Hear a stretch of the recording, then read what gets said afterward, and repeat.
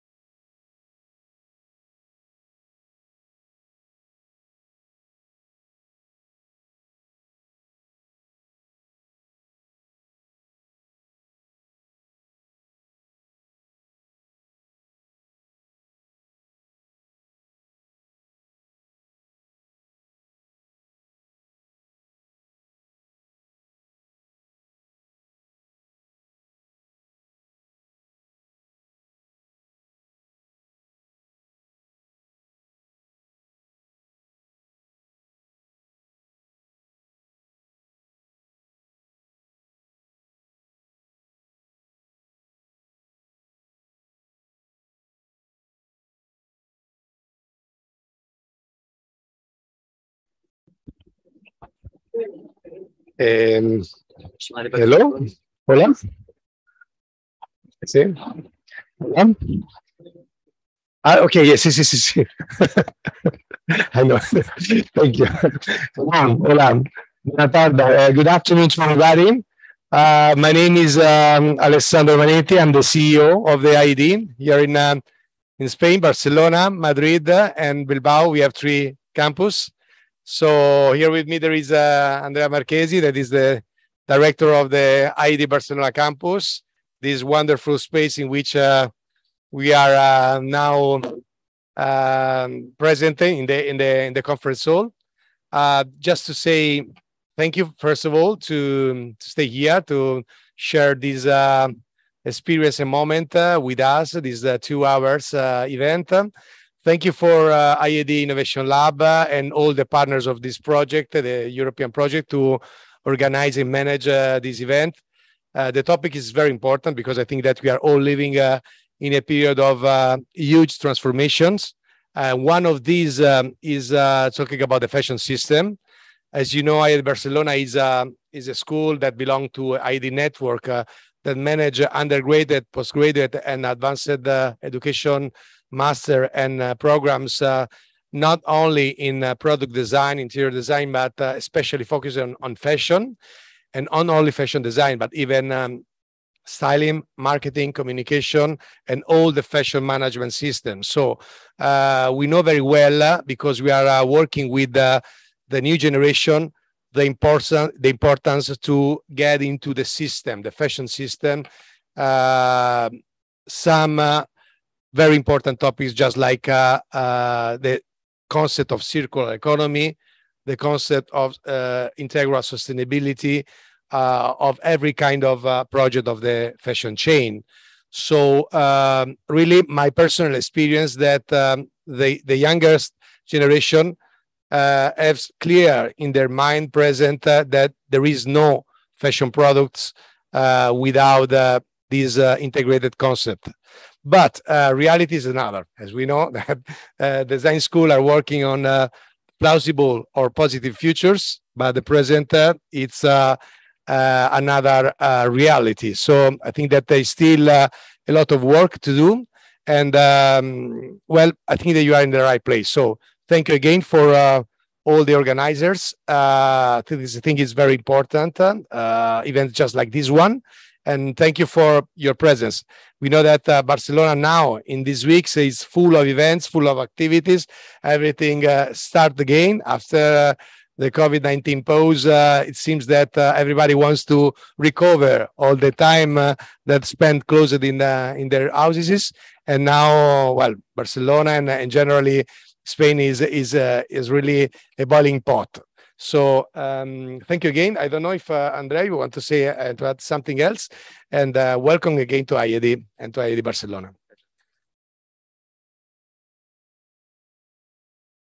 I don't want to say apart that I don't have a good voice today, so I'm sorry for this. Thank you to Alessandro, and you know, I'm very happy to be here today, and thanks to all the event organizer, the companies, and all the, you know, the programs that Jose Fran explained me about, you know, the future, no, this part of the tutoring in the future for this 30 company that you have selected. I think it's very good event and process within the Green Deal, you know. And so we are Istituto Europeo del Design, so we are also part of the new European Bauhaus as you know, as institution, not only as IED Barcelona. So I'm speaking on behalf of IED Barcelona, so I give you my personal welcome, but also as IED Group, we are partner of the new European Bauhaus. So this is something that we are working not today, but since many years.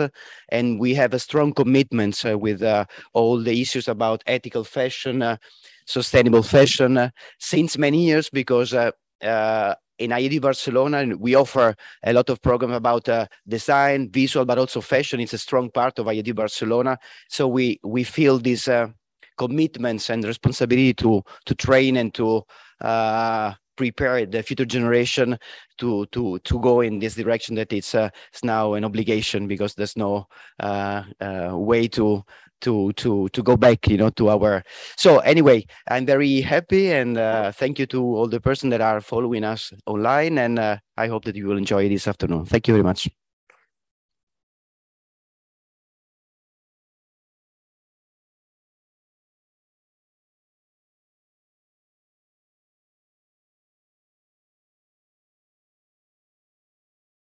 Okay.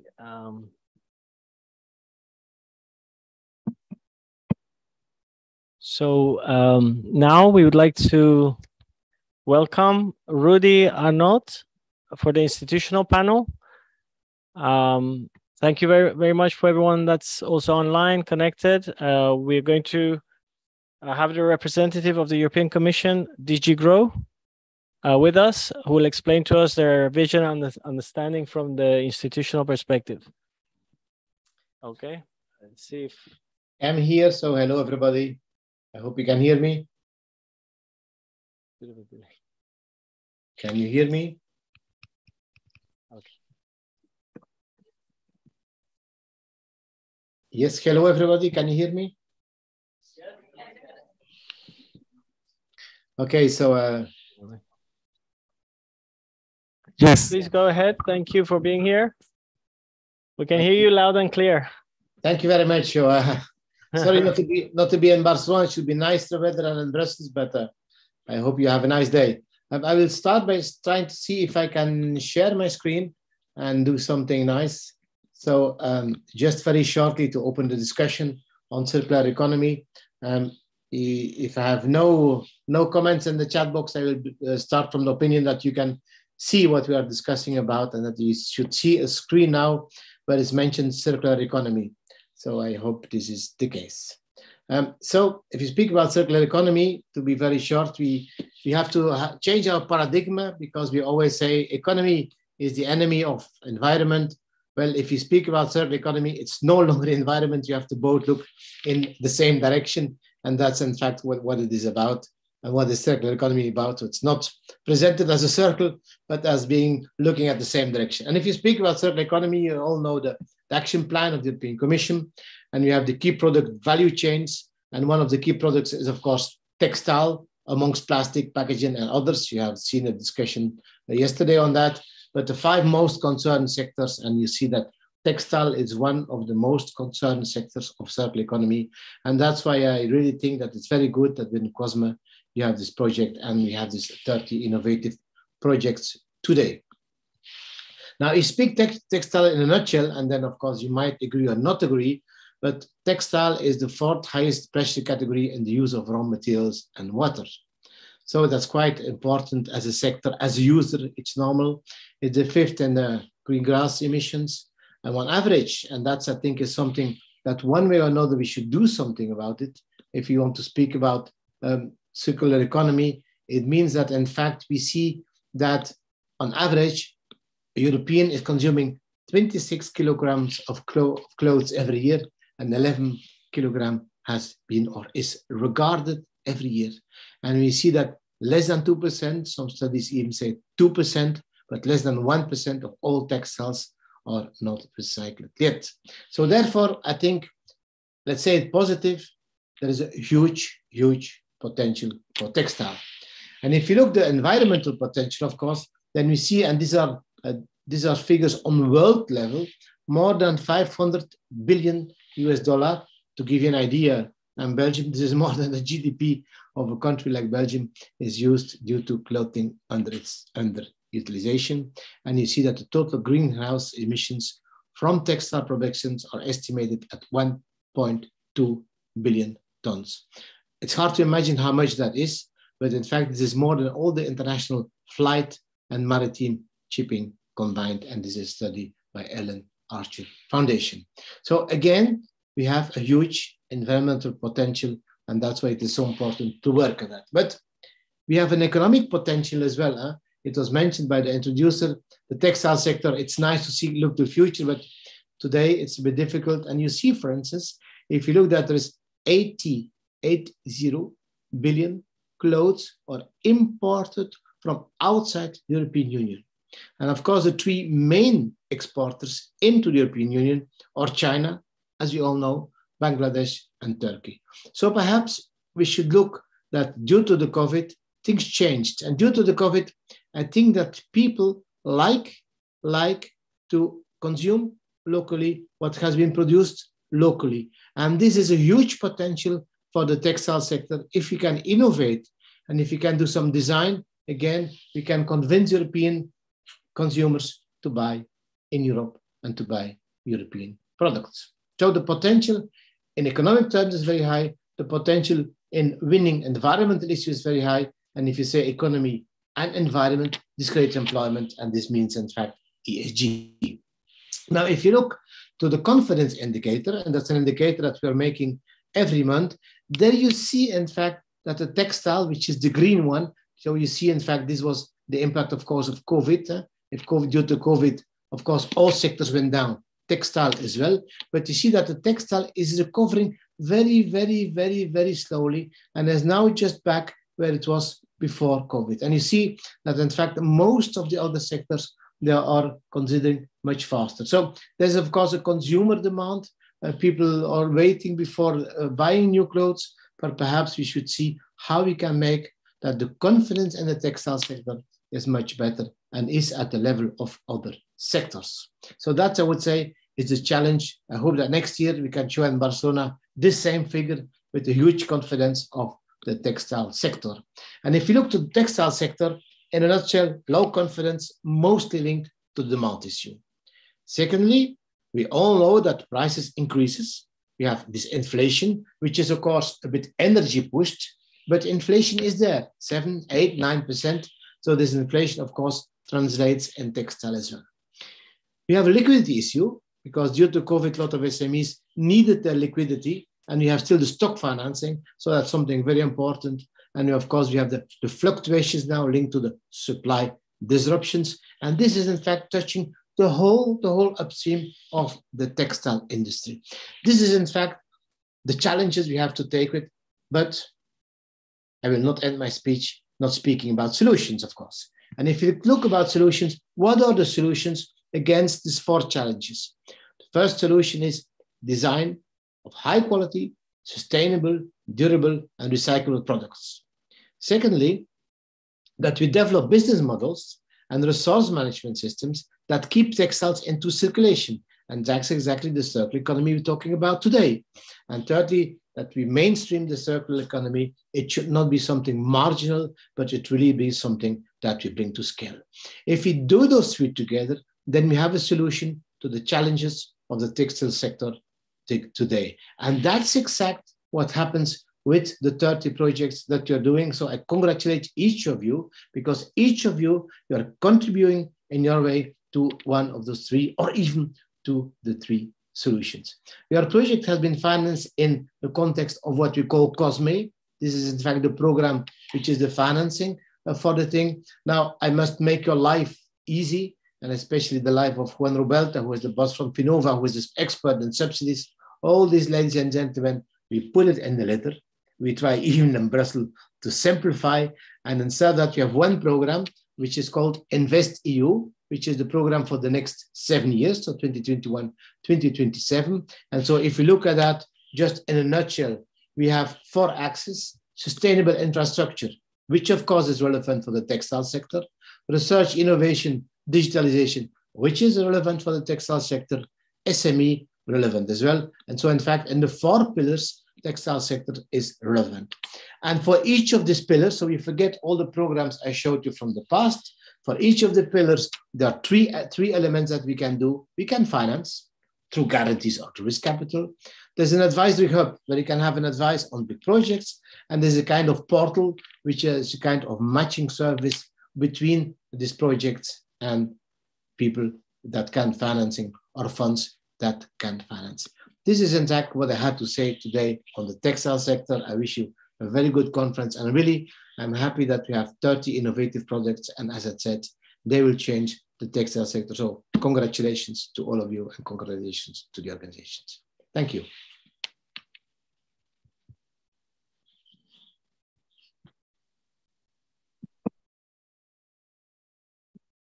Thank you very much, Rudy. It was a very interesting and eye-opening for us as well to hear that coming from you, from the European Commission's perspective.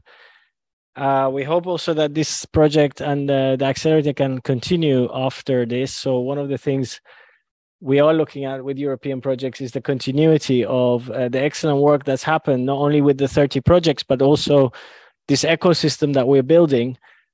Actually, when we created this accelerator, we thought that we want to make a kind of an alternative slow accelerator because we need to accelerate the transition to slow fashion, which is this kind of conscious fashion.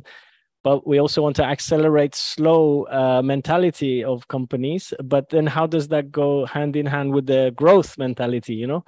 So in a way, it was interesting that you said the demand has dropped. And I was thinking, is that a good thing or a bad thing? Because from everything we understand in the impact of the fashion sector, it's actually the demand and the constant consumption.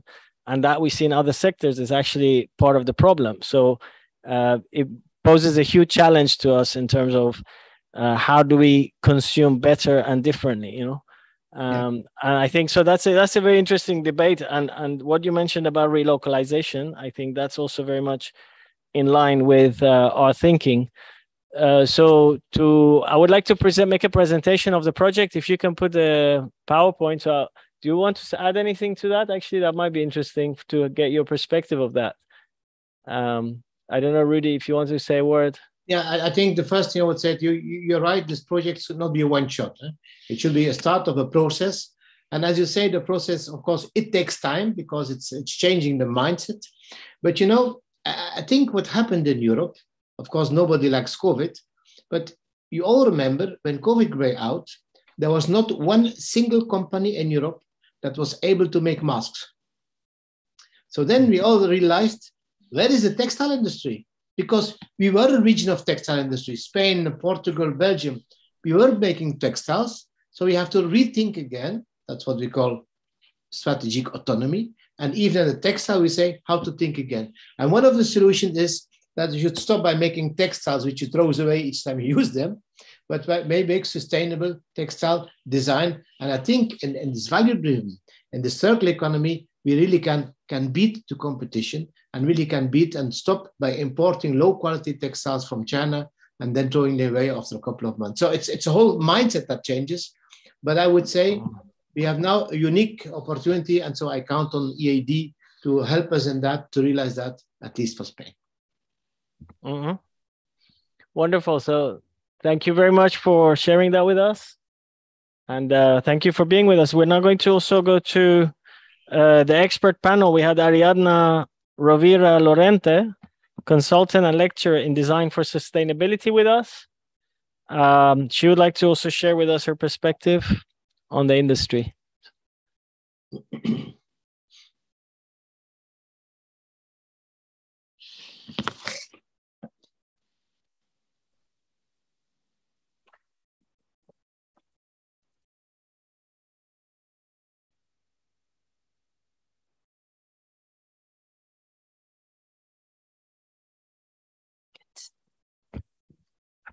Hi.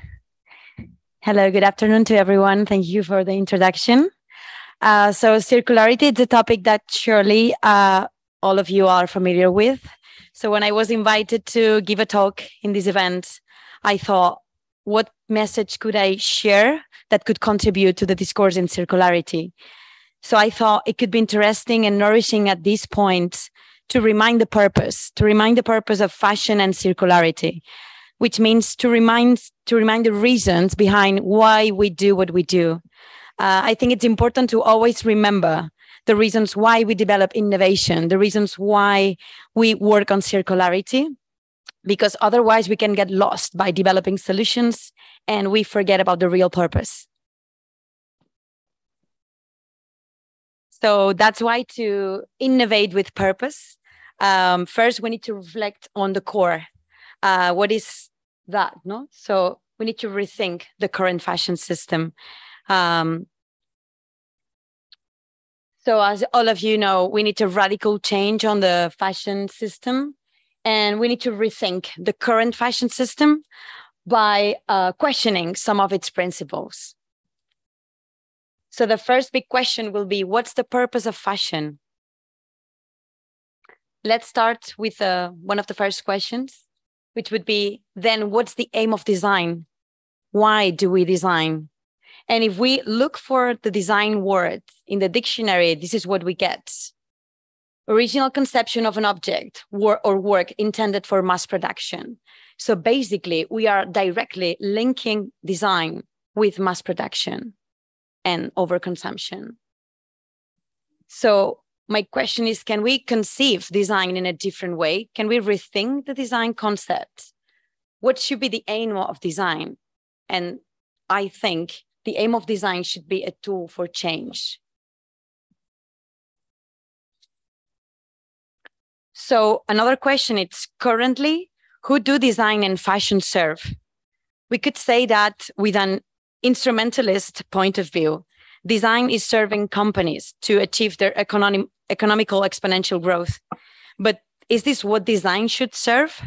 If we want to change the paradigm, design should find solutions to tackle environmental and social issues, for it should serve a thriving planet and society. However, this is not the reality of the actual model. The fashion system, it's currently and still based on a model that it's linear, that it's, taking planetary and human resources to make mass production of products that will become waste at some point. Therefore, the contribution of design and fashion, it's a negative impact that is degenerating our planet and people. Then how we can bring the change? So instead of perpetuating a degenerative activity, we need a different model in fashion, production and consumption that generates positive impact for planet and people to thrive. And here, it's when circularity comes in. We need a common and ambitious definition of circularity, because circularity, it's not an end of itself, it's a means to an end. We need to understand circularity as a tool, a set of strategies of a new model with the purpose to generate positive impact. So let's discover some of these evolving strategies. When talking about circularity, the first strategies that come to mind are closing the loop strategies. So basically, strategies to reduce the impact at the end of life, such as the reuse of components, such as facilitating recyclability or facilitating biodegradability of products. However, this could be a partial understanding. We also need to consider strategies to reduce or eliminate the impact of materials and processes, for example, by finding lower impact alternatives to materials and processes, and not just that. We also need to think about slowing the flow of these cycles, because even if we design circular fashion with better materials, with better processes, and closing the loop at the end of life, we have to decelerate those cycles. So that's why, in other words, we need strategies to develop more durable products and to facilitate the reuse of products. And let's see now how some of these companies are innovating with purpose. First, there is a big need to find alternatives to virgin materials, and a lot of companies are innovating new recycled and bio-based materials. In this case, we have H&M with Renewcell, that they have innovated to transform post-consumer waste into a new fiber called Circulose. There is also an urgent need to move out of petroleum-based materials and animal-based fibers. And there are many innovation projects working on that. So here we have two examples. The first is Bloom. They developed the first algae-based soles in the market by substituting the plastic soles. And then we are also finding many bio-based materials that are substituting high-impact materials such as leather or silk. Oh, how? That's not the end. Let me go back. Sorry. Well, as all of you know, emissions are an urgent challenge in the fashion industry, and there are many projects oriented to their reduction. Here we have a material with climate positive technology developed by Fabric and collaboration with H&M. It converts waste CO2 into polyester fabric using a molecular chemistry. And when it comes to closing the loop strategies, there are solutions before a product is recycled. Actually, when we recycle, the value of some product components is lost. Then first, we have to think about how to reuse these components. And here we have two examples. Freitag, for example, have designed these unscrewable buttons in order to facilitate its disassembling and then be able to use them in a new product. And Patagonia has a product range called Recrafted, where they can take post-consumer clothing, take the best parts of it, and make new garments with all of these parts. So before recycling, there are many options there are many strategies that we can apply to avoid the loss of value in the products. Also, if we want to reuse components or recycle at the end of life, we need to take the products back. We need the products back to the brand. So there are many projects working on how to facilitate collection and sorting at the end of life. So Napapixli, for example, it's monitoring their products with a register system where the users can register their purchase. So at the end of life, they can contact the users to take the product back to the brand, and they can circulate the jacket into new products. Also, here we have the example of Circularity ID, which is a traceability system that is integrated in the product. So by scanning this code, you have all the information and all transparency of the supply chain, but also it helps sorting facilities and recycling facilities, to know about the components and about the materials. So I think it's important to also think about these technologies to be integrated in the products. There's a lot of technology being developed to improve recycling. Here we have an example of H&M and its partner that they have developed two different machines. The first is a recycling machine that is installed in the flagship store. It's called Loop, and it's basically recycling on-site post-consumer waste into new garments. So consumers are able to see how from post-consumer waste they can get a new fiber and a new garment. And the other machine is the green machine, which is basically solving one of the main challenges in recyclability that are blended fabrics. As you know, blended fabrics such as 50% polyester, 50% cotton are super difficult to recycle. So they came up with this new machine called Green Machine that it's able to recycle blended fabrics. But of course, if we want to be able to recycle at the end of life, we need to design fully recyclable products, such as the future craft sneakers by Adidas, or like this 100% recyclable sweatshirt by Stella McCartney. So we need to think about how to design a product that's easy to recycle at the end of life by design. However, as I already said, circular innovation, it's also about slowing the flow, not just about recyclability. So we also need the strategies to extend the use of products. And by developing modular design, as we can see in this shoes design, we can facilitate product repair, but also personalization and actualization, which fosters emotional durability on products. To prolong the use, we can also design for adaptability, such as Petit Pli, that developed a pleated technology for garments to grow with the kids. Then, if we want to increase the use of products among many users, we also need to think about facilitating the reuse by offering circular services. Actually, there are many resale platforms, and a lot of brands are starting to offer resale channels, such as COS with their COS resale, and Gucci with Gucci Vote. It's a digital platform where users can interact and buy Gucci's pre-loved products. So there are many companies starting to offering resale services. And this is also because of COVID-19. As you know, COVID-19 changed the industry, but also users' habits. So people start to thrift. People start to interchange product with many, among other users. So this is an habit that it's still like here, and it's, pretended to stay. So that's why those strategies are very interesting to integrate. Also, by developing rental and subscription services, we can slow down the production and consumption cycles. By just producing a few products, we can circulate them between many users, such as mud jeans leasing service or own running shoes subscription. So at the end of life, we can get the product back. So we can recover the material value and we can recycle it. So it serves many purposes.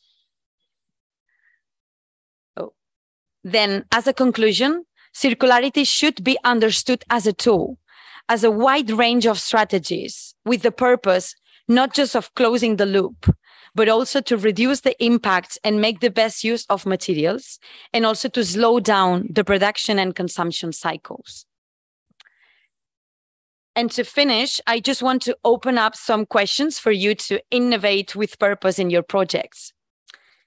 The first, it's the main one, the core one. It's why you do what you do.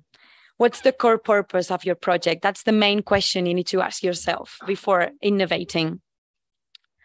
The second, it's to think about your expertise. And from there, think, where could I contribute the most?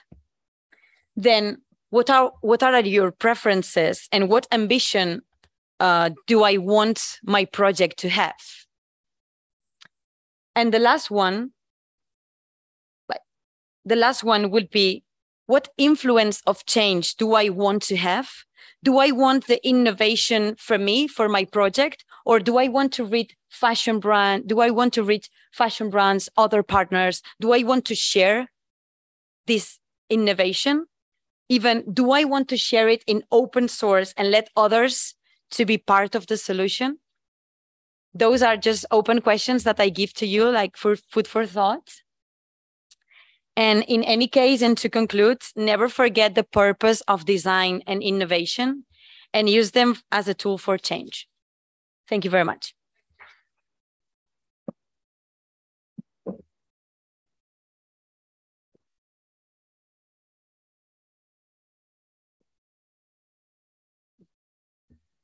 Okay.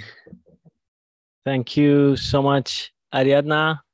I think there's some very challenging questions being asked, more than sometimes the answers are also great, but I think there's a lot of interesting questions also being asked about. I really like the one about the philosophical question about what's design. I was quite shocked to find out that design was to mass produce. Actually, I didn't know about that.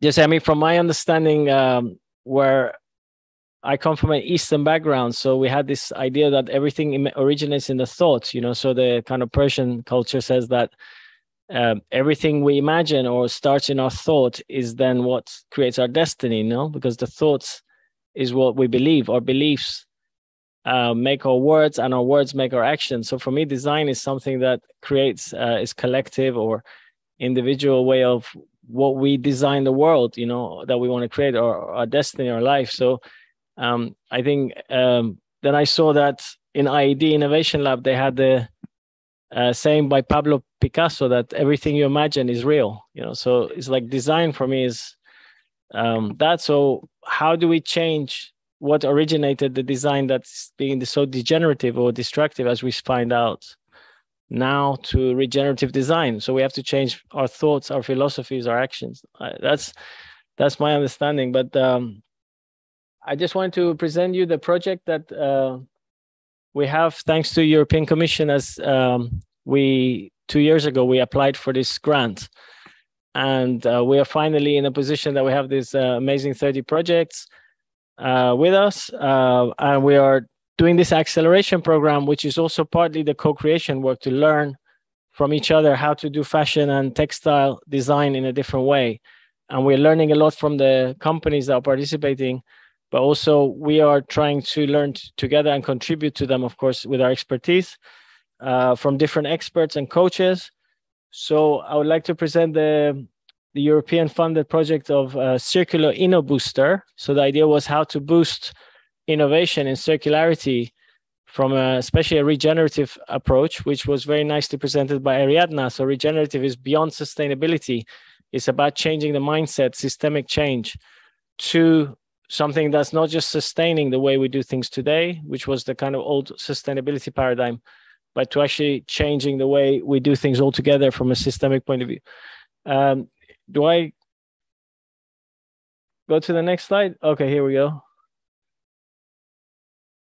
Oh, so can you put my presentation, Edu? Yeah, you're gonna put it on. So I'm going a bit too fast.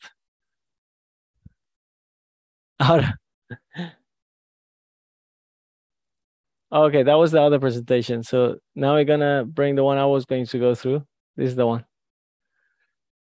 Okay, there we go. So in the framework of the EU Green Deal, we are very happy to be able to be part of this green transition, you know, where I can present you the Circular Inno Booster project, which is a fashion and textile European project funded by the COSME program. It's a grant to support 30 SMEs, but also, of course, to build the ecosystem which we've been trying to build with the experts and the coaches who are participating and all the partners that are involved in this project. So we were given 2 years, which is the 2-year period of the program. Of course, a big part of that is designing the program, setting up the system, let's say all the processes and the procedures. And we launched the program, which is to be 8 months. We had to select the 30 SMEs. We had some 100 applicants, which we then had to shortlist, go through evaluation process and selection. So we are very happy to have gone through that process. And in March, we started the actual project with the 30 SMEs, 10 of whom are here today with us, not all presential, some of them are online. So this project is funded. It's got a budget of €1,128,000, and 75% of that comes from the European Commission. So the partners put 25%, and some 360,000 goes to the SMEs directly in direct funding. So they receive €12,000 each to develop the project, but they also get all the other support and so on. So it's gone a bit fast. I think that I'm not going to go into this detail because you know and you heard about, you know, why you're here and all the impact that the fashion industry has, which is, you know, quite outstanding in terms of the negative impact in environment perspective, but also from a social perspective, from the ethical and the use of labor, but also the social impact it has in the way we consume and so on. So one thing to bear in mind is when I got asked to look at the impact of fashion on the SDGs, it was amazing how many of the actual goals fashion is addressing, you know. So one of the things that actually came to mind, I was walking here to this building and somebody, Fabio, was telling me the story of the building. And I thought this is an amazing story of a local example, that this building was a monk monastery in a very old, poor area, you know, at the turn of the century. And then the bunker where we were having a meeting was actually where they used to hide from the Guerra Civil, no, the civil war of Spain. And we were there conceiving this, and there was this word by Pablo Picasso by imagining the future, like imagining something. And it was amazing that in this very small local area, the whole history of the fashion industry, like I was being told, that basically this became a fashion factory when the monks eventually moved out. They were actually a textile factory. And the shop that you see opposite is where they were actually selling. That was the brand. It's a local Barcelona brand that they were actually selling the design, what they were producing here. And then they all got outsourced to China, of course. And all the people that were working here, they lost their work and they converted to an outlet. So it became like a cheap, you know, for selling all the overproduced product. We know that one of the biggest problems of the industry is also overproduction. So they were selling in the outlet the lower cost products. But then, of course, with the internet boom and so on, well, things started changing with the crisis beginning in the early 2000s, that the outlet didn't make sense anymore. So they sold the building. and now they just have the shop opposite. And IED moved here. And I thought that's an amazing story of, maybe here what we're trying to do actually is like create something completely different, which is relocalizing the industry in Catalonia, which I'm told is the last standing on strings, I'm told, because some of the industries here are really struggling. I was speaking to one of the SMEs that are taking a credit, ICO, a government credit to be able to survive, and they have to pay that back because of COVID.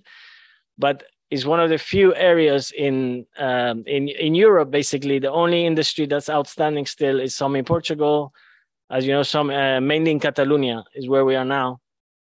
And the ones in Italy, in Prato, they're now bought by Chinese funds.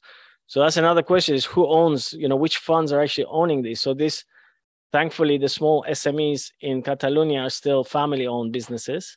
They're not yet bought by these big funds that are even buying the apartments and the land, and all these apartments are being bought up by funds. So this is a crisis we're living in now, where funds own everything, and very few funds own almost everything.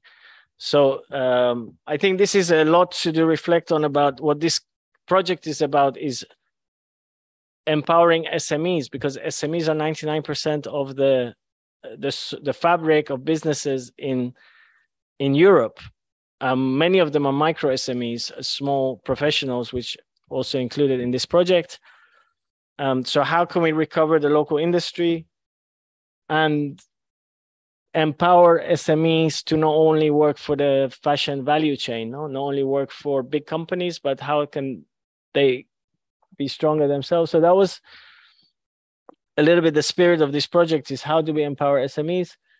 And then we have this SDG 8, which is the economic growth. And that's a big question mark, because is it good that we grow? Because when actually the growth goes down, maybe that's actually a good thing because we're not polluting as much. But then what happens to the economy?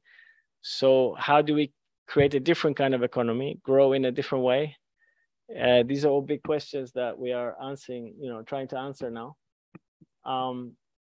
So I can tell you that, so these 30 projects in the next 8 months, we're providing financial, technical, and supporting networking. So a lot of it is also communication, helping the companies work together. They're already partnerships, but especially after the summer, the idea is to see how we can get the 30 SMEs to actually work together. And we're going to work with them. In fact, that's what we were talking about this morning, is how do we create a co-creation and collective intelligence workshop so that we can actually work across and see how we can create new projects and so on. So this is what we're conceiving now to plan it a little bit for after the summer. And that's why the Circle Acts is about circular, collaborative, co-creation, co-design, and the acceleration with the A upside down, because we have to accelerate in a very different way. So we have to think how that's going to be. These are the 5 partners that are in the project. So it's coordinated by Institute of European Design, who is hosting us here in Barcelona today. And as you know, they are in many places in Italy, where they originate from, but they're also in Brazil, in 2 cities, main cities of Brazil, and here in Madrid, Barcelona, and Bilbao. We have Tex4, which is the main confederation of the textile industry, and we have David Ayo, the representative there at the back, if you need to speak to him. Or you can chat him if you're online, and Edu will make the message reach him, I'm sure. David, representing Tex4, they are the biggest association, let's say, of the textile industry in Spain, but they're also very active at the European level with the European Commission, advising the European Commission about the strategy on textile and fashion, involved in several working groups, and also defining the policy, especially the regulatory framework and the policy, which is very important. But David also gives us all the latest of what's coming from the European Commission, what we can expect in terms of, industries you want to know how to manage, what's expected from you legally, and the impact that's going to have on your business. We also have Finova, who is hosting all the communication and dissemination activities, the organization of the event itself. A lot of the work in the background is done by the team as well, but also to make sure that you get visibility and you get seen out there and you make the connections. They're also in Brussels, their main head office. So they have very good, strong connections with the European institutions and really understand that whole ecosystem. Circulab is in France, and they are experts at circular business modeling and ecosystem design. So they will help companies relook at their business model, relook at their whole life cycle assessment, and redesign, so they can find how to become more circular, how to become more regenerative. So they're helping us design some of the workshops, and they offer some of the courses. And the Circular Project Shop, which is led by Paloma Garcia, who's not here. She's also the founder of the Circular and Sustainable Fashion Week, which was the last event in Madrid. So I would say she's the most disruptive voice of fashion. She doesn't compromise an inch on a lot of the, let's say, we have a fight for greenwashing, let's say, because there's a lot of that happening. But at the same time, although a lot of big companies are doing great things, I think Paloma represents the small brands who are really fighting at the very core of the sustainability and regenerative design. So that's also very important. But she also collaborates with some of the bigger companies, and she has a multi-brand shop, and they just opened a new circular fashion. The second one, the first one is in Madrid, and now in Valencia, they have opened also a Circular Project Shop. So that's a multi-brand space for circular sustainable brands. But also she's a journalist, and she represents the whole slow fashion and alternative fashion industry. And I'm collaborating from Human Nation with Paloma in the design of this project as well. With Sami, we've been working with Paloma to design this project from a regenerative design and cultural transformation point of view to bring humanity into business, the human side of humanity, the humane side of humanity into business, which is what we're trying to do to become both ecological and sustainable, socially sustainable at the same time, and economically viable. So what I can do is, just before we present the projects, I just give you some news as well here. So this one we can go. So these are the 30, you can take a screenshot or a photo of the 30 projects that have actually been selected. So you can look them up. They're excellent projects because they've gone through a lot of hard work of evaluation to select the best projects we could find at European level, but the ones that, of course, applied for our program. So here they are, and 10 of them will be here to present. We'll name them in just a minute. We count on a big group of experts and coaches that they're actually supporting, offering all kinds of different services, as you can see on the right there. So we offer different, not only from a fashion perspective, but also business modeling, circularity, funding, branding and communication, digitalization, the legal issues that we talked about. So we bring in different perspectives into the ecosystem. So these are a set of type of services that we offer. There are 9 services there in terms of the groups. And sometimes, okay. The program is split into 3 phases. So we're just entering the last part of the spring phase. And then we go into the summer phase. There will be events and activities still continuing in terms of the communication activity, things you can still do. But the active part of the support will be paused, and there'll be some also reporting to happen, preparation for autumn, where we go into the second, this kind of third phase of the program. So the summer phase is a bit slow because most of our members are Latin also. They slow down in the summer quite a lot. But we'll still carry on and we'll keep working, of course. But you will see that there'll be still things happening in the summer, and we'll guide you about the things you can do in the summer. And in autumn, we go into again a full part of the program. And an important part of the program, Adrián is going to explain to you before I carry on, about the next textile generation and the Startup Europe Awards.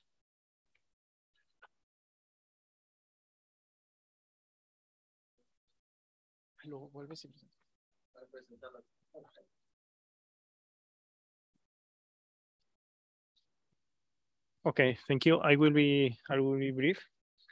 Thank you all. Hello. Yeah. Okay. thank you all of you to be here today. Also the ones that are watching us online in streaming. I'm going to explain a little bit about this initiative, the Next Textile Generation Startup Europe Awards. This is within the CircuAx, with the framework of CircuAx. We are launching now these awards with the other projects. With the Cosme Call was composed by 4 different projects. CircuAx is one of them. Small but Perfect, S for Fashion, and Fashion for Change. And all 4 together, we are going to launch the Next Textile Generation Startup Europe Awards with 108 different consortiums that they are going to compete to choose the best one in Europe. So the best SME in all Europe will be selected with this initiative. The winner, of course, will have the award, but also will be accompanied by the consortium for a European project, for example, with the EAD or Textile or Human Nation. They will be together to, for example, for a live project in circular economy or for another European project.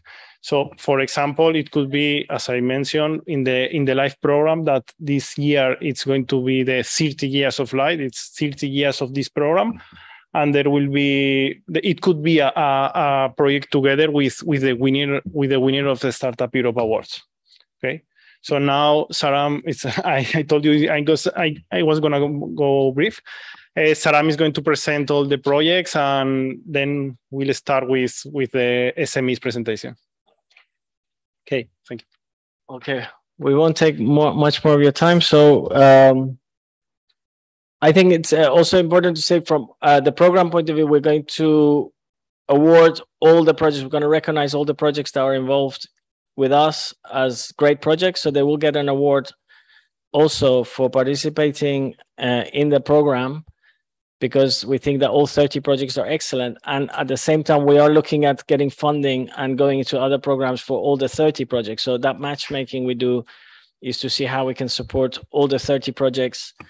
Of course, not all of them are going to find opportunities immediately. And I won't say that we can always find the right call and opportunity for funding, but at least we hope that some of them will get an opportunity to collaborate and get funding. And that's the aim of at least continuity that we want to give to this project. So the third of the 30 SMEs, the second 10 that we're going to present today. So the first 10 presented in Madrid in the Circular Sustainable Fashion Week, and today in the European Green Deal. We're having another 10, and in June, in the United Nations Day for SMEs and Micro SMEs, which is supporting all the small companies, there will be another final 10 SMEs presenting. So today we have Reshape Now with Pauline Seguin. We have Hemper with Gloria Gubianas. We have RSF Verification and Community with Ignacy Airiz. We have Agrigaya in Sesi with Desislava Dimitrova. We have Ribati with Joaquim Canade, and Smart Equestrian Boots with Sam Isa, D-Cycle and Samples with Luis Escames, Pyretex with Leche Claver, Balup with Laura Gonzalez, and Ilaturas Rubio with Francesc Sola. So the first one, please, Pauline, now that you're here physically in 3D. The real thing. Okay. Thank you.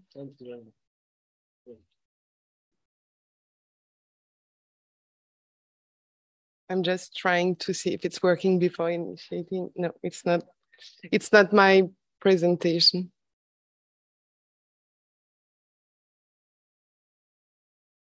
But good evening to everyone. I am Pauline, and my partner is Elsa is here as well. And you are really pleased to be here tonight with you all, and also pleased to introduce you to our design studio. But before moving into this presentation, let me ask and raise an open question as well. Like, have you ever tried to explain your job to a kid? If not yet, make it a try. It's worth it. I have made this experience with my 3 kids, and their answers were quite surprising. Actually, if you were to ask them what is their mom's job, their first answer is that I am cleaning the planet, which is actually true, because we fight against waste in textile. And so we clean up our planet and we get rid of textile waste, right? So they're right. Another kind of answer they could give to you as well, to the initial question,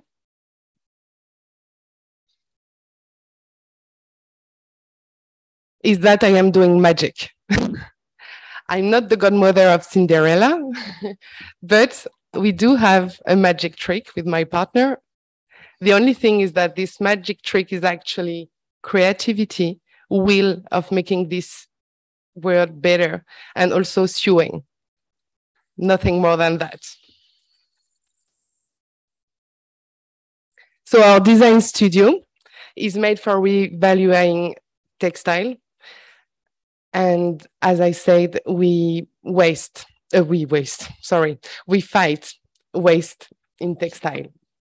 We are reshapers, redesigners, upcyclers, and our job is to invent a new life to any kind of textile waste. Our B2B clients can either choose from what we have already in our catalog of products, or to ask for a tailor-made service of redesign. From the prototyping phase till the production, through the quality control and its delivery, we are able to answer any of the revalorization challenges that our clients are having and facing. I am based in Barcelona, such as our sewing partner. And we are really, really proud to work with this sewing partner, which is actually a foundation existing for many, many years in Barcelona, who helps all people in a high situation of exclusion to get a job and to be trained to sew and to get a salary and to get actually another chance in life, such as what we are doing with our textile. So this is our first sewing partner. We are having another one with the same values that are important to us in France. And the next step is to enlarge this network in Portugal and Belgium.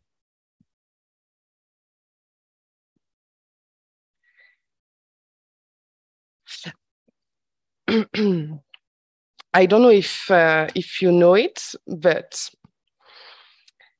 the fabric creation step into the entire life cycle of a textile product is the one that is having the highest negative impact in terms of extraction of natural resources, in terms of use of water, in terms of pollution. Here on this slide, you have 2 products. They're actually having the same usage, the same use, like tote bags, right? The one you see on the left is the one we are seeing every day in shops, and that is actually giveaway to us as consumers, right?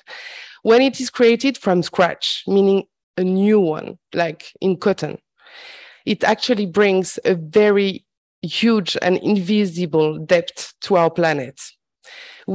Where we should be supposed to wear it to use it every single day during 20 years if we were to reimburse its depths of creation. Crazy, right? And it's a giveaway in shops today. It's just like, it makes me going crazy. If we were to create the same bag with textile waste, this identical product is debt-free since his first day in its new life as a tote bag, right? So this is simple, but this is actually having a very high impact. And many of us are not aware of those simple things, let's say, but real ones. our customers are asking us some solutions, and they aim at leading by example, leading by circularity, right? And we help them doing that. We're going to share some examples of what we have done for our clients. This is not exhaustive. For sure, if you have other questions later on, we are available to you, and also more information is available on our website. For instance, a luxury hotel in Barcelona, 5-star hotel in front of the sea, beautiful one, huge one, was about to trash away its curtains because being renovated. They have asked us to find a solution on how they could reuse those curtains. We were thinking about their client's experience, right? And the location is nearby the sea. So we have redesigned their curtains to create beach bags, nice ones that the clients will be using to go to the beach. Like everything get into the bag, easy. And it's like full circularity. This example is a very recent one, and it's in partnership with another member of this CircuAx program. We are creating synergies together with Uptrade. Uptrade is trading like leftovers, right? And we were talking with Uptrade, and it has been brought to us that one of their clients, a specialist in the tableware, was having a challenge with the leftover fabrics. We were doing proactively an offer to them so that they could reuse their leftover and fabric this incredible hut at the same time as a tablecloth for the product line dedicated to the kids of this client. They loved the idea, and the proposal is ongoing. This is another way we used our creativity. Also, our other clients are asking us to solution for the packaging, and we offer 100% upcycle packaging to them. So we are ready. I hope you too, and please feel free to join us. Thank you.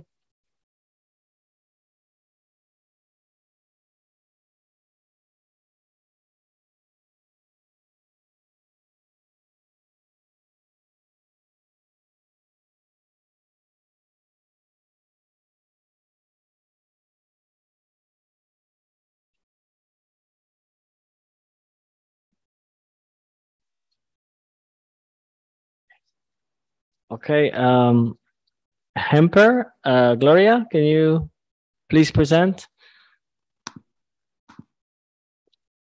Hello. Good Hello. evening. Yeah, we hear you very well. Can you hear me well? Yes. Wonderful. Thank you. Thank you so much for the introduction. So, yeah, good evening, everyone. My name is Gloria Gobianas, and I'm the co-founder and CEO at Hemper. It's a pleasure for me being here.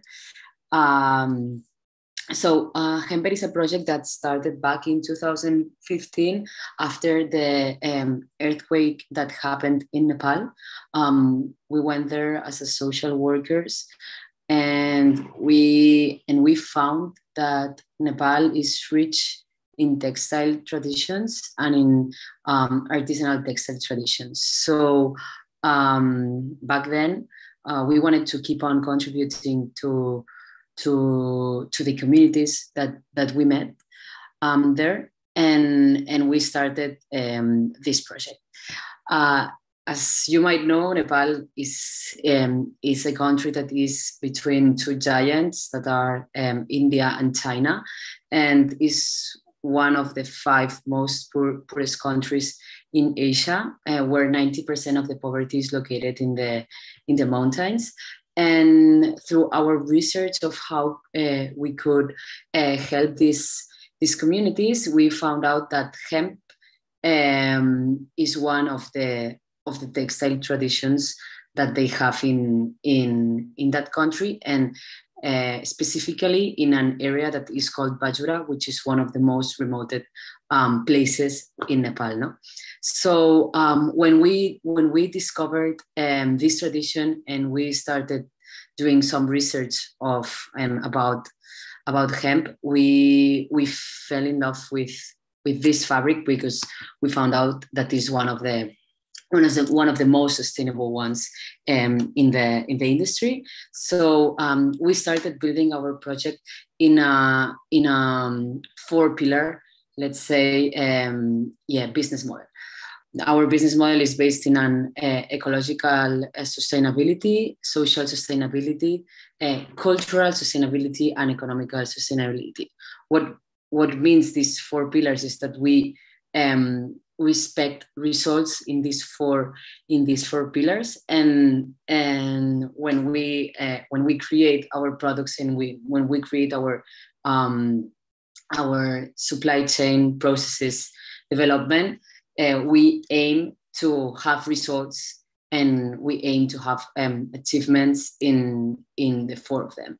So when we talk about also the model that Hemper is developing, we talk about a regenerative business, which tries, or which we work in, recover traditions at the same time that we are recovering ecological systems, economical systems, and social systems. I will explain this in a more detailed way. So, for example, one is reviving the handloom. The handloom are the looms that were used so many years ago, and in one of our aims is to revive these handlooms, and especially with hemp. We use this hemp as raw material, and this hemp is processed artisanally, and then we work with these different handlooms in order to create the textile of our products.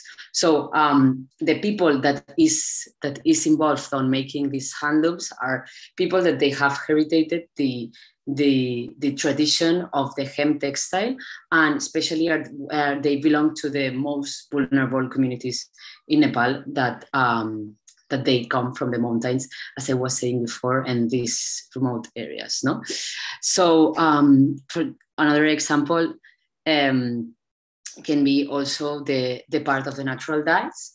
We work with 2 groups of women that they belong to vulnerable communities, that they are also reviving reviving the tradition that we had so many years ago about making all the natural dyes, all the dyeing process with nature, no, with different plants, different minerals that we can find in the nature.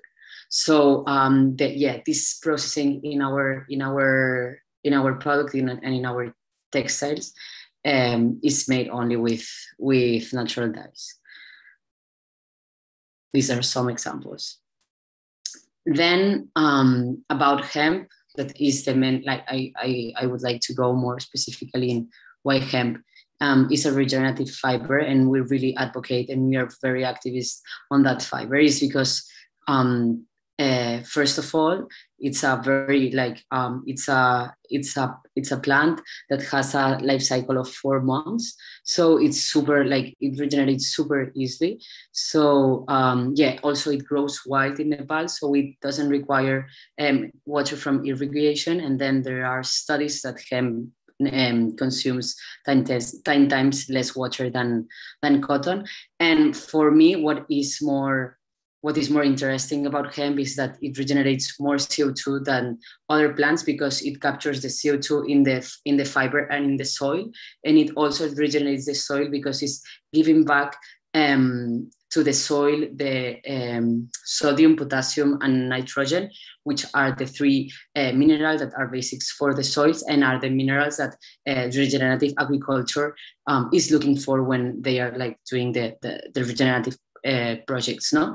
So also hemp has been humanity is one of the most ancient fibers and fabrics that we've been using as humanity for clothing, but with the association, the hemp with the marijuana crops, it's been forbidden, and the know-how of how processing hemp has been lost in almost the whole world. For example, in Spain, it has been lost, the know-how of how to get a thread out of the hemp plant. And in Nepal, as they have been in these remote areas where they only have hemp and they only have hemp for clothing, they preserve this know-how of how transform the hemp fiber or the hemp plant into thread and at the end fabric. No, so yeah. Also, other processes that we have. If you see what we do, it's mainly recover or revive the traditions that were made for clothing some years ago. That they were like way more sustainable than the techniques that we have now, and apply them into our products and put them back into the market, instead of like developing like new techniques. Because what we find is that if we look back in our past and in our cultures, we have a lot of processes that are way more sustainable and way more beautiful than the ones that we have right now. No, so block printing is a way of doing printing without using the screen print and without using chemicals, which is like made with a wood block and printed directly in the fabric. So yeah, let me know a little bit. Let me show you a little bit more of our product. These are hemp is mainly focused on accessorize, and these are our two backpacks that are the best sellers. We also do hats. We use techniques such as the crochet, also made out of hemp. That is also a technique that is the knitting that we use it with hemp, recovering also this traditional way, and we do it with different women in Nepal. And for example, we also work on mixing this part of craftsmanship with innovation.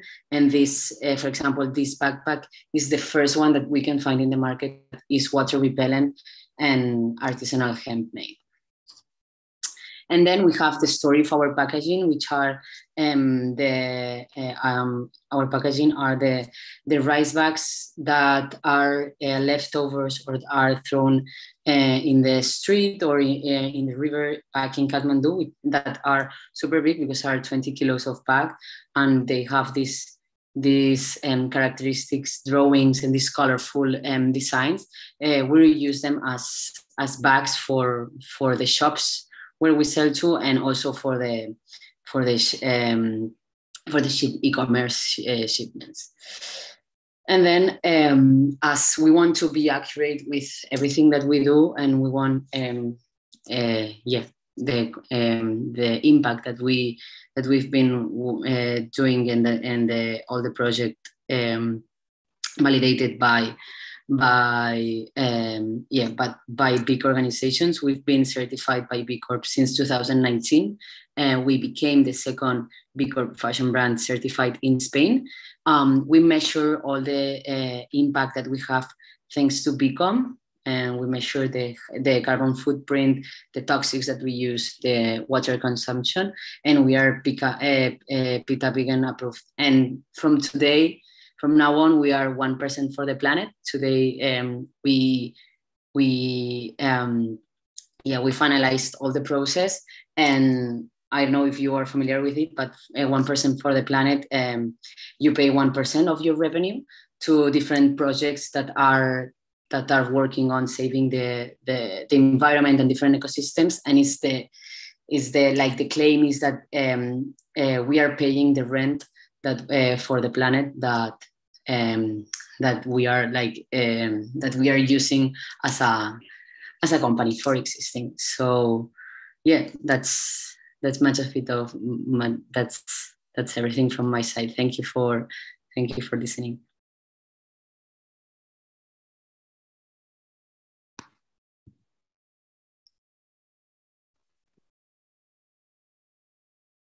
Thank you very much, Gloria. Now we have RSF, Verification and Community, by Ignacy, sorry.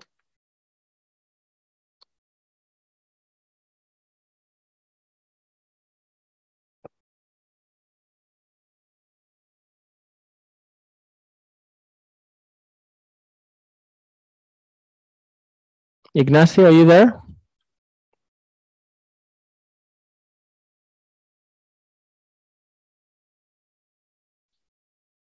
Okay, we'll do Ignacy after. If we can go Gaia, if you can present with Ceci. Desislava, are you there? Hello, I'm here, yes. Okay, great. Please go ahead, and Ignacy, if you can come in after. Thank you. Go ahead, please. Okay, just to share my screen. Yes, of course.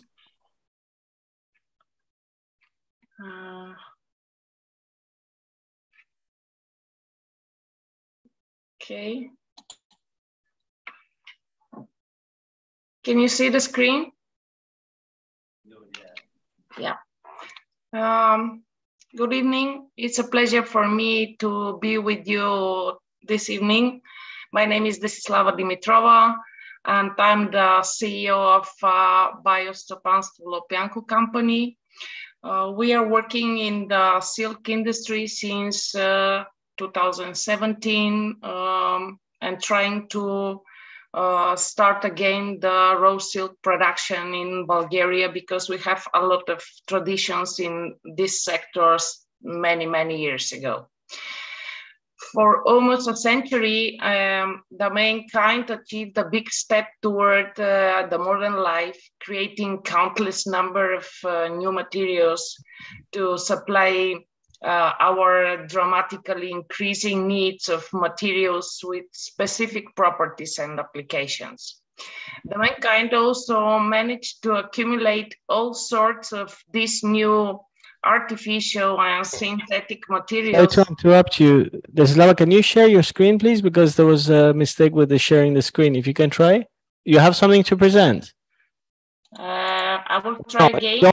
No, if you don't want to, it's fine. I was just wondering if, because somebody was presenting, it's up to you if you want to share something.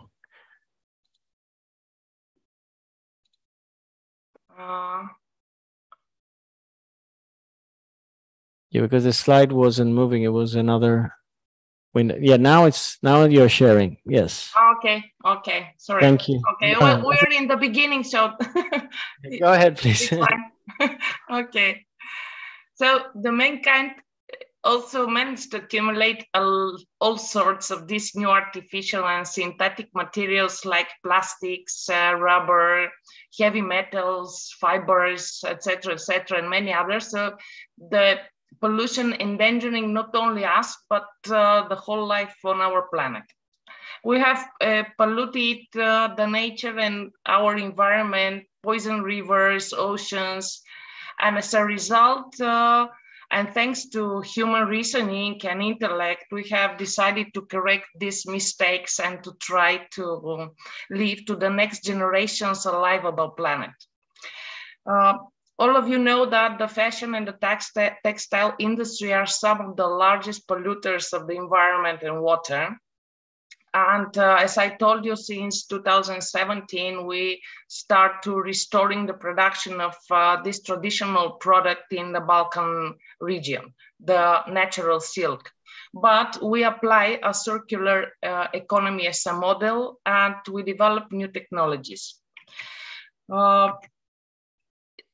You know that the fashion and the textile industry, in order to meet the new challenges, we need to start the production of organic and biodegradable textile fibers. There is no way to have a sustainable textile industry and fashion without the main raw material needed for them. These are the sustainable textile fibers, actually. Sorry, but my presentation is stuck. And I cannot show you next slides. There is, sorry. This is the circular model that we apply in the raw silk production. And actually, after the main production of raw silk fiber, we have two main streams, waste streams, that with further technological and innovative processes, we are converting all the waste materials into new products for different industries. One of the products is actually the current project we are participating in, the Circular Inno Booster, the SESI product. You will see in the next slide what I mean. But also from one of the waste streams, we are dealing with the silkworm pupae, which is a significant waste from the silkworm production. And we have already patented two new products. These are probiotics for the poultry industry. And at the moment, we're doing another one as a food supplement for people. There is another positive stream, which is that the wastewater going out from the raw silk production is a huge quantity. And thanks to the circular model, actually, we decrease with more than 40% the use of the water that we are going to using to produce the raw silk fiber. Of course, there are a lot of waste conversion processes and new technologies, but thanks to many people from the academic society that are behind us, we finally receive, in the end of the whole cycle, zero waste of the whole production cycle.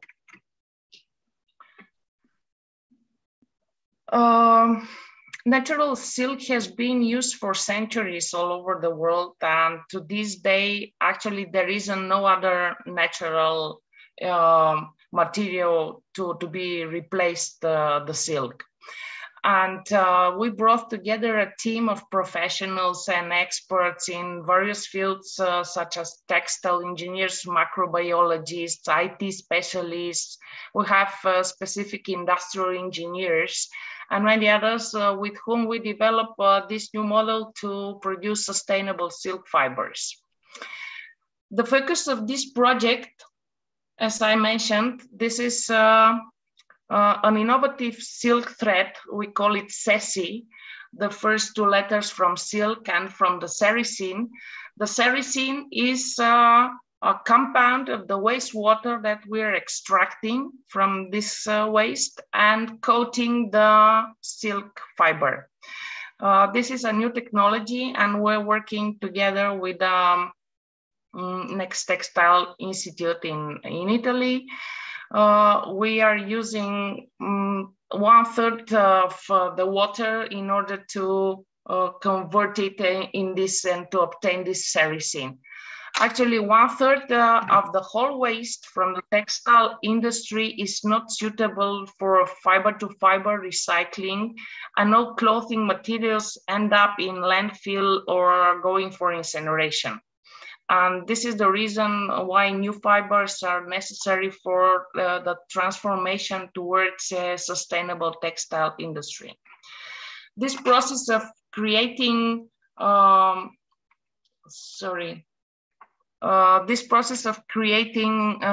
creative thinking, developing and designing of a whole new production system took us around 5 years.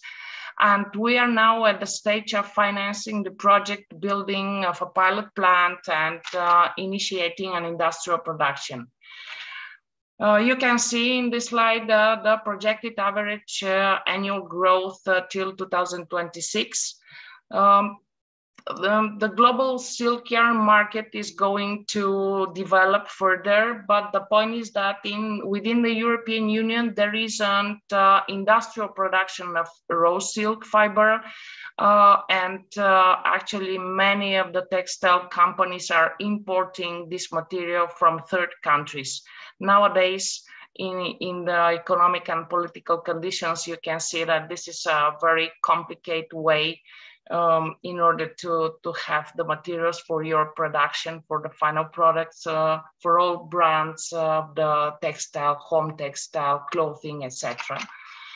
And the reason for us to make a pilot plant in Bulgaria is from one side the transport costs and the political disturbances, currency disturbances all around the world. But the second one is that there are a lot of environmental positive conditions in the Balkan region and traditions that we can use in order to be self-sufficient within European Union with this very important material for the textile industry. We are looking for partners to join us and to work together to develop this innovative product SESI and to start industrial production. We are going to participate in Horizon Europe for funding because the R&D processes and the new technologies needed a lot of finance. Finally, we can say that we have achieved a high degree of industrial symbiosis, and we are on our way to create entirely new production ecosystem, transforming the existing fiber markets with such high impact innovation that will lead to most probably deep transformation of the fast fashion industry in the European Union. Thank you for your attention. Okay, thank you, Desislava. Thank you for your presentation. Well, we are going to go to the next speaker, Ignacy Eiritz from RSF Verification and Community. I'm going to ask all of you, please, to keep on time. So because we are in a very tight schedule, for please keep your times. Hello. Thank you. Do you listen to me? Yes. Yeah, perfect. Yeah. So good evening to everyone. I'm Ignacy. I'm the CEO and founder at Ethical Time. And 2 years ago from Ethical Time, we created the Real Sustainable Fashion Verification and Community. And let's see, yeah. The Real Sustainable Fashion is a verification process that fashion brands complete by themselves to ensure that all the steps in the production and supply chain have been carried out and involving a dignified work and producing a minimal or even a positive impact on the environment. And why we do that? It's because nowadays it seems that no one can say what's a sustainable fashion brand. Any brand can claim it's sustainable, but the truth is that there is no regulation about what's a sustainable brand. And that's exactly what we want to do.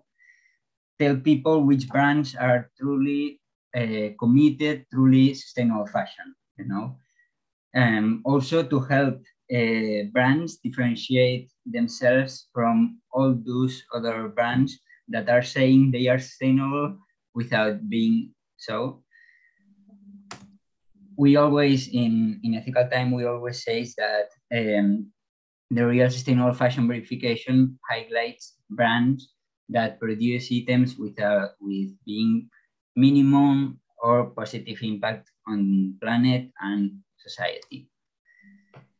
We focus our activity in 3 main areas that are, first of all, the Real Sustainable Fashion Verification, then the Real Sustainable Fashion Community, and finally, we work to give visibility to all those brands that have been verified with our verification.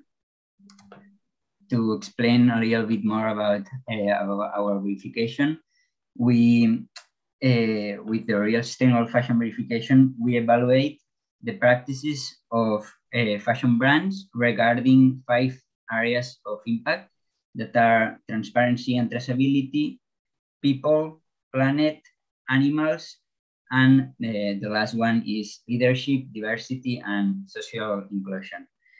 And at the end of this verification, the brand gets a score of up to 120 points. and a report with recommendations and clear actions about what they should do to improve their impact in each one of the different areas. And they have to achieve a minimum of 50 points to pass the verification. Also, once the brand passes the verification, we welcome it to the real sustainable fashion community. And that's like the second main area that I said. And it's an online platform, private for the brands that have achieved our verification. And it's designed to and created to keep helping them and provide knowledge in subjects such as circularity, sustainability, communication, and marketing. And we do webinars, workshops, all the things to bring them this knowledge. And we also organize like networking events to help them to create synergies with other brands around the world that are working with us. Nowadays, we are working with almost 100 brands and 100 brands from 4 different countries. And we are working to verify more brands and to extend to new countries also. And as you know, we have the support of CICOAX and also from other partners. And to the last thing that I have to do is we want to redefine today's fashion industry, helping brands to be more sustainable, also giving support to those who already have real impact, and creating a global community of people who want to create a new community. Because we always say it's full of brands that claim to be sustainable, but only a few of them makes a real change. So thank you, and nice to be here.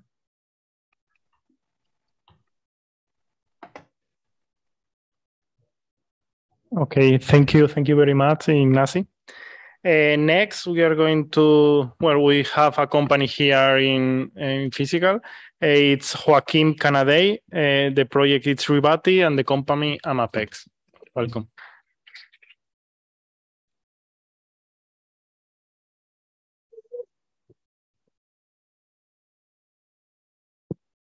Good evening.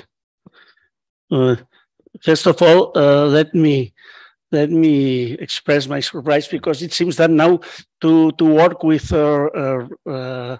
reusing materials is something new.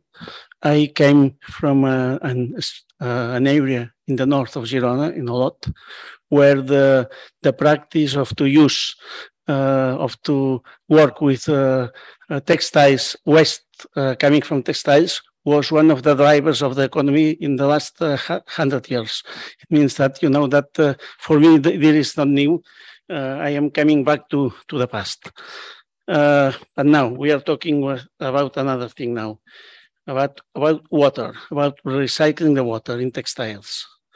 The fashion sector, like other industrial sectors, is heavily impacted by the growing demands of sustainability. For the one hand, there is a strong social pressure that induces final buyers to buy products with little environmental impact. In the other hand, the regulations of the states and the European Union require a strong reduction of the water and carbon footprint. And finally, the large business consortiums, induced by social pressure, choose among the suppliers those with less impact. It means that the climate change scenario will leave not options for companies that do not adapt to the new needs.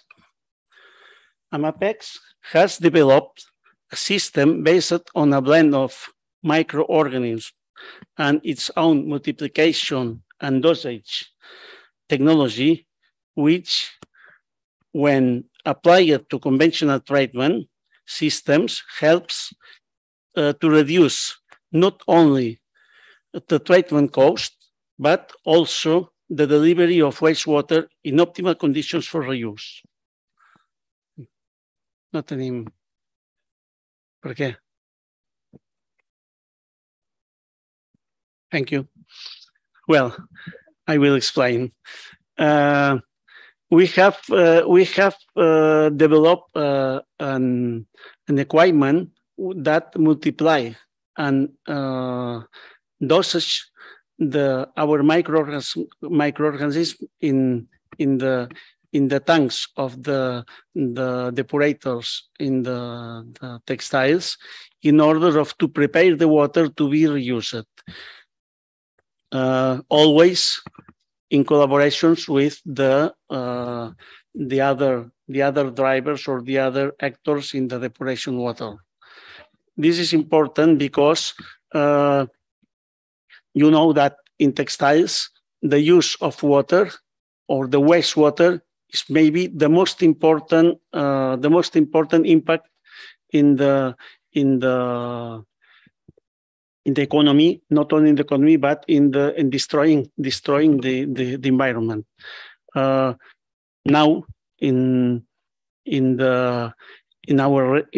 Catalonia, where the finishing and dyeing companies are very important, practically everybody is working for one important group that you know, everyone know the name, and they put pressure to the factories in order to reduce the water footprint, but this is impossible.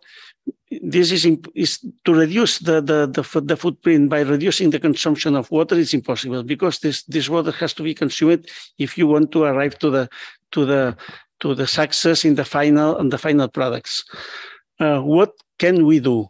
We can only do to develop the system that permits to analyze the different steps in the production of the textiles, in order to segregate the wastewater, and to analyze the contaminants of the water in order to reuse, to treat the water, and to reuse in different process in order finally to reduce 60, 70, maybe 80%. I saw something about zero impact. This is impossible because we are humans, and even by evaporation is a part of water that disappears in the air.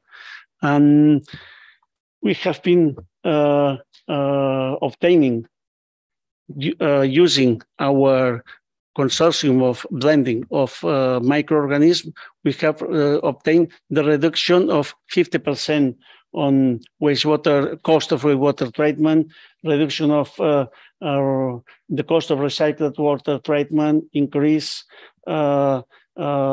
significant reduction in associated energy consumption. Everything is together reduces in significant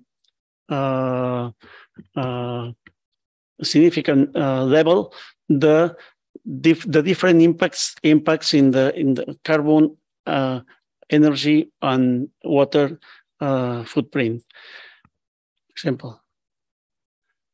We have two examples, one here in Catalonia, the other one in Italy. This one is near Barcelona. It is a textile plant factory. Just they had only one tank of homogenization, where it is only neutralized and homogenized the water. We have used our system in this tank during 6 months. After 6 months, our blend of microorganisms is growing and colonizing the tank, and a reduction of ammonium It's very important because 18% is considered really important. Phosphorus, 80%, suspended solids, 20%, and 100% of reduction of phenols. Finally, they reduced 25% the cost of wastewater treatment.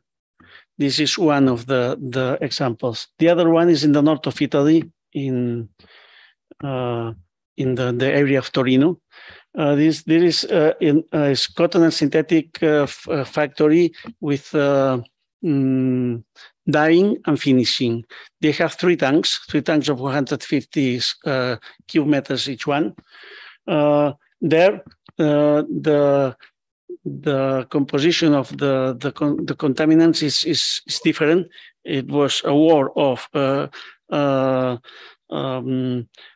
big quantity of fats and oils and fats, because it was a factory producing yarn and textiles coming from not only from cotton but from wood. It is a big quantity of phosphorus, ammonium, and phenols.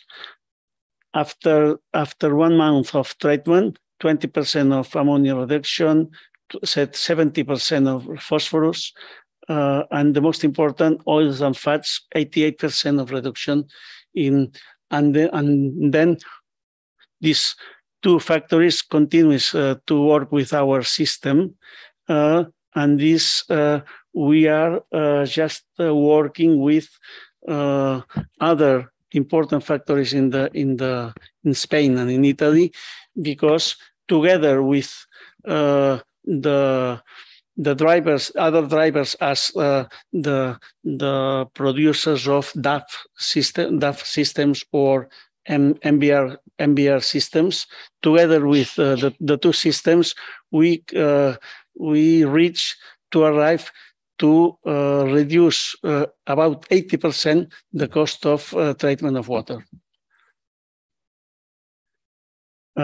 We are not trying to sell anything here, just because this is not only our work. We are just to explain that to reuse the water is possible.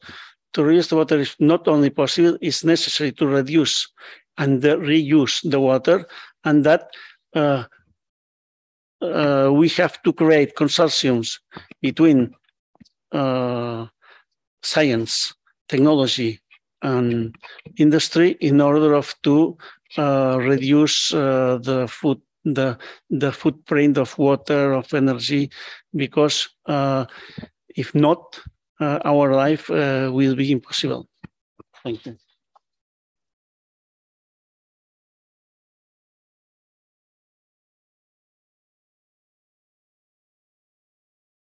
Thank you very much. And sorry for the problems that there was at the beginning with the presentation. Next speaker will be Sam from Sweden, Sam Isa from the company, from the project Smart Equestrian Boots. Can you see me? Can you hear me? Sam? Yeah, can you hear me? Yes. Yeah. Great. Now.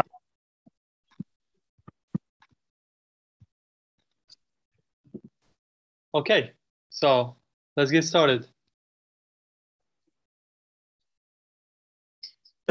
So thank you for this opportunity. My name is Sam Isa. I am the co-founder and the CEO of Nanotextile Solutions. Together with the nanotech researchers, we have developed a disruptive and patented smart adaptive textile for a sustainable fashion industry. And our technology is compatible with different types of application, but in the initial phase, we have decided to concentrate on the footwear product segment. And why the footwear is because it has the highest need for the perfect fit and comfort at the same time. And we know there that it's of all shoes ordered online, 50% gets into returns. And this is this has size-related issues most of the time. And each return is causing 500 grams of CO2 emissions. So the whole footwear production segment is causing 700 million metric tons of CO2 emissions in total. And we can reduce this negative impact radically with our technology. And specifically within the footwear market, we have focused on the equestrian market as our early adopters. And this is thanks to the strong equestrian culture that we have in Sweden, with over 500,000 riders in total. And talking to this, we have realized the challenges in how hard it is to find the right size and the right fitting in the equestrian boots to get the maximum contact and perform the best when in this sport. So the producers are actually producing over 25 different variations for each shoe size. And with our technology, we can reduce these variations a lot. So our technology, our solution is a wearable smart textile that can incorporate multi-sized products inbuilt in our components. We can shift between bigger and smaller sizes on demand. So for instance, here, we can shift up to 200% from the original size, and we can lock or fix any size between the original and the expanded. When we activate it again, thanks to the memory effect in the fiber, we can also contract back all the way to the original size. And we can do this reversibly as many times as we like and adapt the design of the component according to the customer's requirements and product specifications, of course. So here's an example how we can create perfect fit on demand for the end user. So one shoe size is produced in up to 5 widths on average. That's not sustainable. When we incorporate our technology in the shaft of the boots, we can create one width that fits all. And here is an example. You can look at the right boot, that is the original size, and the left one is actually adjusted to the perfect fit according to a rider's calf size. Okay, and in this project financed by the Circo and the Circo Inno Booster and the COSME program, we are collaborating with the Spanish Javier Morato. So we are a Swedish startup that provide the technology and we are the project leaders. And then Javier Morato, traditionally, they design the boots and produce them as well in Spain. And of course, we work to create circular business models. And here we work to maximize the circularity that we have in mind throughout the different parts of the value chain in all processes, as you can see. And this way, we can reach economical, ecological, and social sustainability, and according to the UN goals 8, 9, and 12. In the project objective is to reach the technology readiness level 8 by the end of this year and aim at a market launch the first quarter of 2023 with Javier Morato, of course. So the market of the equestrian boots, you think? It's a big but quite good market. So the production value, we have 90 million riders globally. So the total addressable market is around 4.5 billion euros. We have the serviceable addressable market, which is a third of that as a premium segment, 1.5 billion euro. And we can obtain 15 million euros as a serviceable obtainable market. That is 1% of the premium segment only. So we can reach that within a few years with around 20 B2B customers worldwide. Of course, we focus on the horse tech, but we can also easily, after this project and thanks to the development, we can scale up other boots segments, as you see here, in the outdoor and function segment. Also, the military shoes is super interesting as we can personalize to different soldiers and yeah, we can create mass customization in practical. And also some orthopedic shoes. An example application is, you know, this one according to special needs. And we have a multidisciplinary team with market know-how, researchers, communication engineers, and so on. And the whole team is working hard to put the technology on the market, within the next years.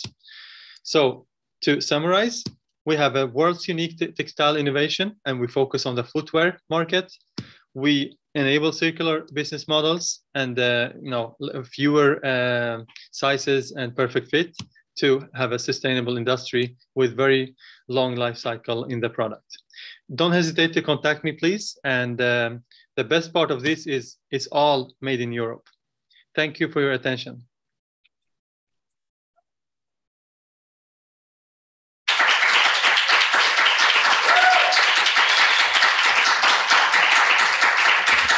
Thank you, Sam. Thank you very much. Okay, we are a bit tight on the time, so let's go to the next one. And please, let's keep short with the time, please. The next one will be Luis Escames from the project the Cycle and Samples. Luis, hi. We don't hear you.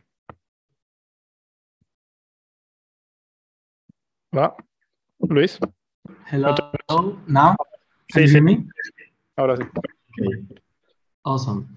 So I'm going to share my screen. I'm going to be very brief. Okay, so I'm going to present our project. We are Cycle, and we are doing the project together with Samples, which is our innovation partner. Cycle, we are a platform that our mission is to allow small and medium companies to manage their sustainability in a simple and intelligent way. We believe that in such a big, such a complex challenge as the sustainable transformation is only possible to face it if each individual party in a market or in a society is able to do it by itself. And we are here to provide the means and the tools to allow it. About Samples. Samples is the partner of the project. What they do is they digitalize all the sampling processes.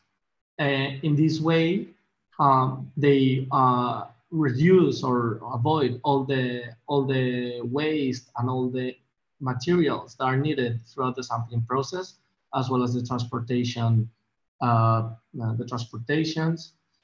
And they're also helping, as a result, to reduce all the environmental impacts associated to it. But how much, right?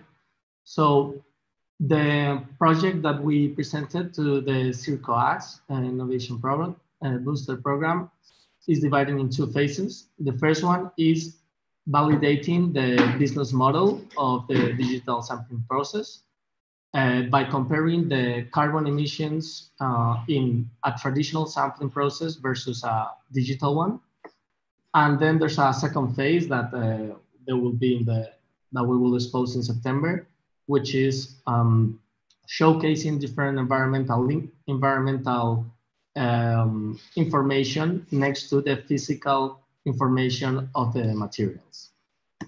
But now I'm going to focus on phase one, which is the one that was completed.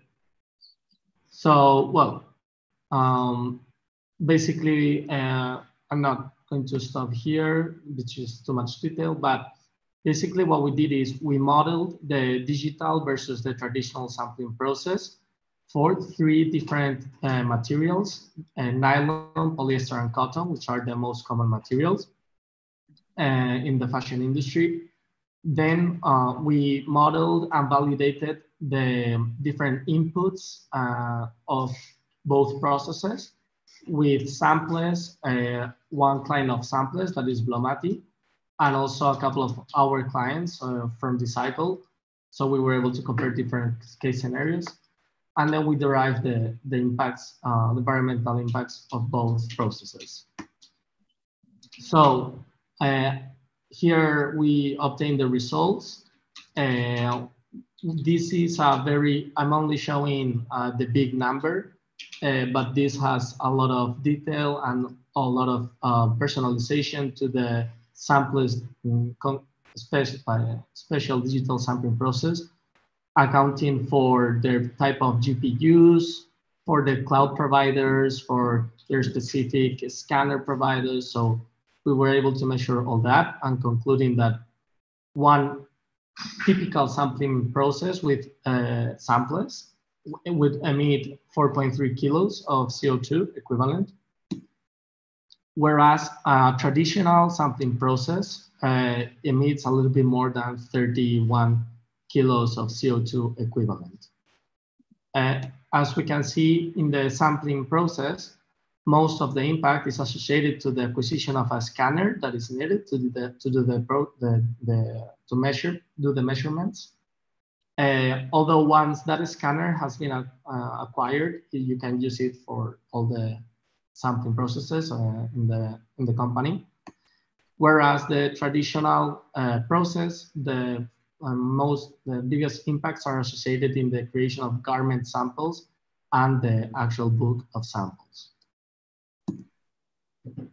So as a conclusion, we can say with high confidence that the digital sampling process is very beneficial to any sampling process, emitting less than 86% CO2 emissions compared to the traditional one.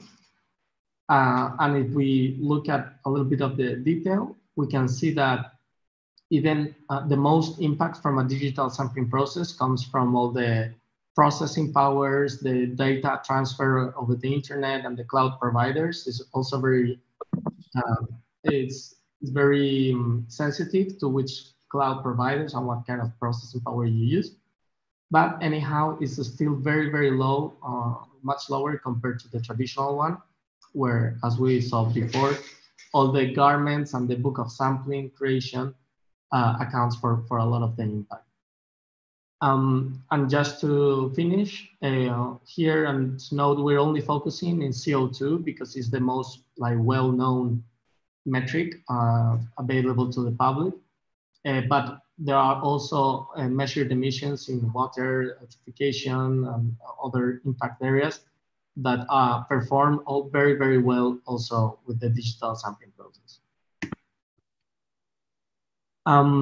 So with this first phase, we were able to validate the business model by calculating and with a high range of confidence and very specifically the difference of the emissions between the digital and the traditional sampling process, and to reduce the dependency on physical samplers on all this part of the value chain.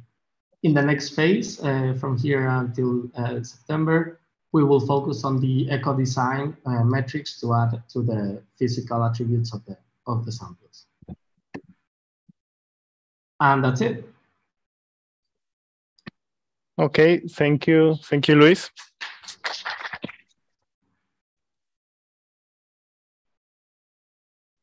Okay, let's go to the next speaker. The company is called Piratex, and representing is Jetse Klaver. I'm sorry, I didn't say your name correctly.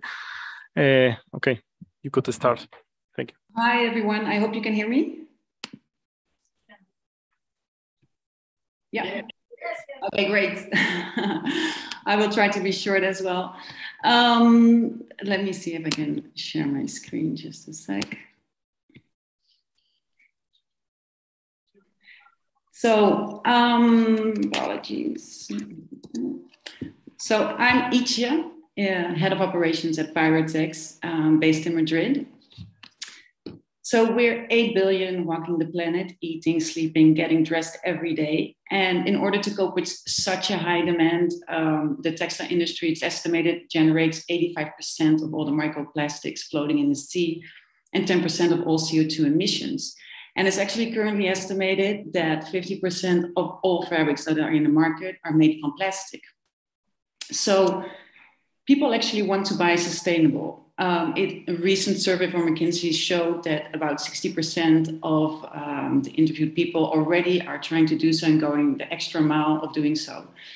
And from Inditex to Kering, more than 43 industry giants have vowed to cut emissions from their value chain by 2050.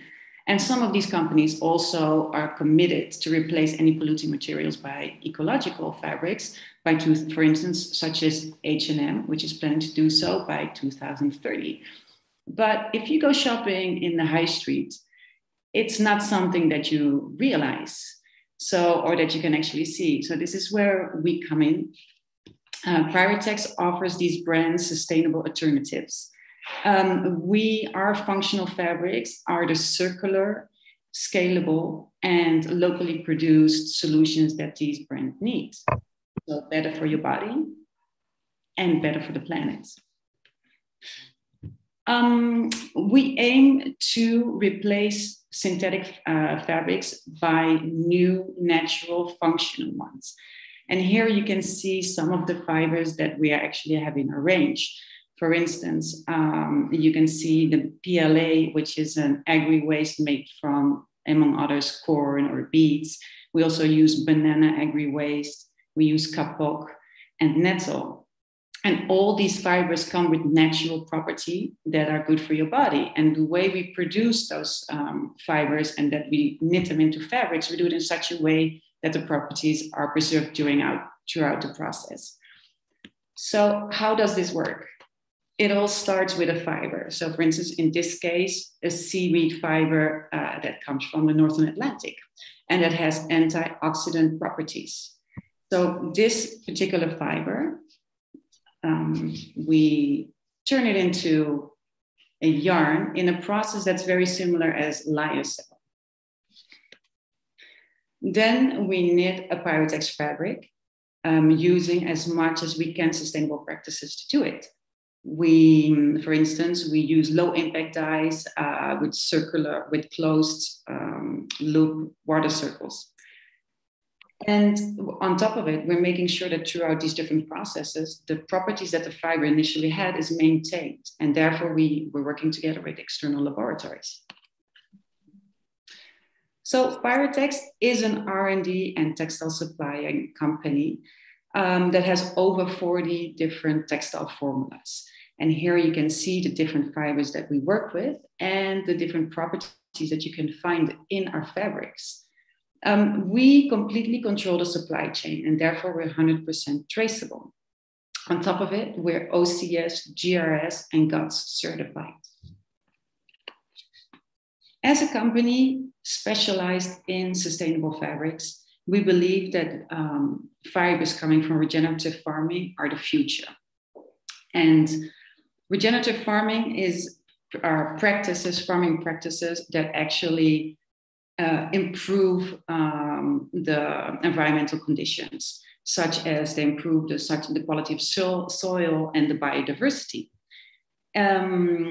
So instead of focusing of doing less harm by using organic fibers, we are shifting the focus to doing more good. And for this, for Pyretex Musa, we use an abaca fiber that comes from the banana tree in the Philippines that grows in the wild that doesn't need an intensive water irrigation.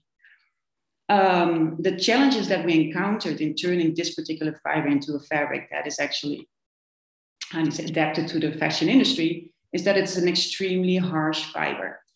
And there is where the help of Circularity comes in, because with the support of Circularity, we have been able to do a lot of tests and to develop it into a fabric that is really adapted and a commercially fabric adapted to the fashion industry. And that is durable because it's extremely strong and high quality and obviously locally produced and as well circular. So sustainability starts with data, as we saw before with Decycle. So that's why we provide with every single fabric and production that we do an impact report of exactly how much CO2, water, and pesticides have been used during those productions and how much have been saved compared to a more traditional fabric that is similar. Pirate X is in the market since 2018. Here are some examples of the brands that we work with. We basically distinguish, we see two different kinds of brands. You have the big ones, sometimes so big that they have lost sight of their supply chain, that they don't know exactly where they're producing anymore because they buy an almost complete product. And then we help those brands to produce again here in Europe. And then you also have the smaller brands, which represent the future. All these brands, we support them with the marketing by giving them content, providing them with descriptions of our processes, and collaborating this way or working together with brands. We're also making sure that the correct information is arriving to the end consumer, and therefore also making sure that we're not going into greenwashing practices. Sorry, that was it. Thank you so much for listening. I lost my voice in the meantime. Thank you. Thank you. Okay, now we are going to go to the last speaker today. It is Laura Gonzalez from Valup. Laura? Hi. Hi. Hello, Laura. Now better.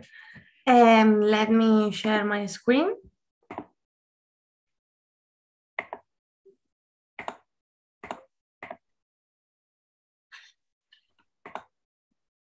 It's okay? Yes. Okay. Good afternoon, everyone. I'm Laura Gonzalez, representing Valup, the startup that creates circular solutions from textile wastes. Our starting point is the large amount of textile waste that is generated year after year. Furthermore, far from decreasing, is progressively increasing.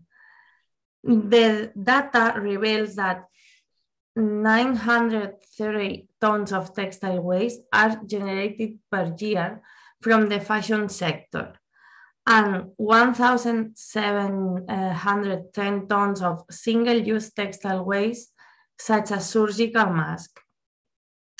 To the latter, it will be necessary to add the rest of single-use textile waste, such as gowns, hats, booties, etc., which are not counted now.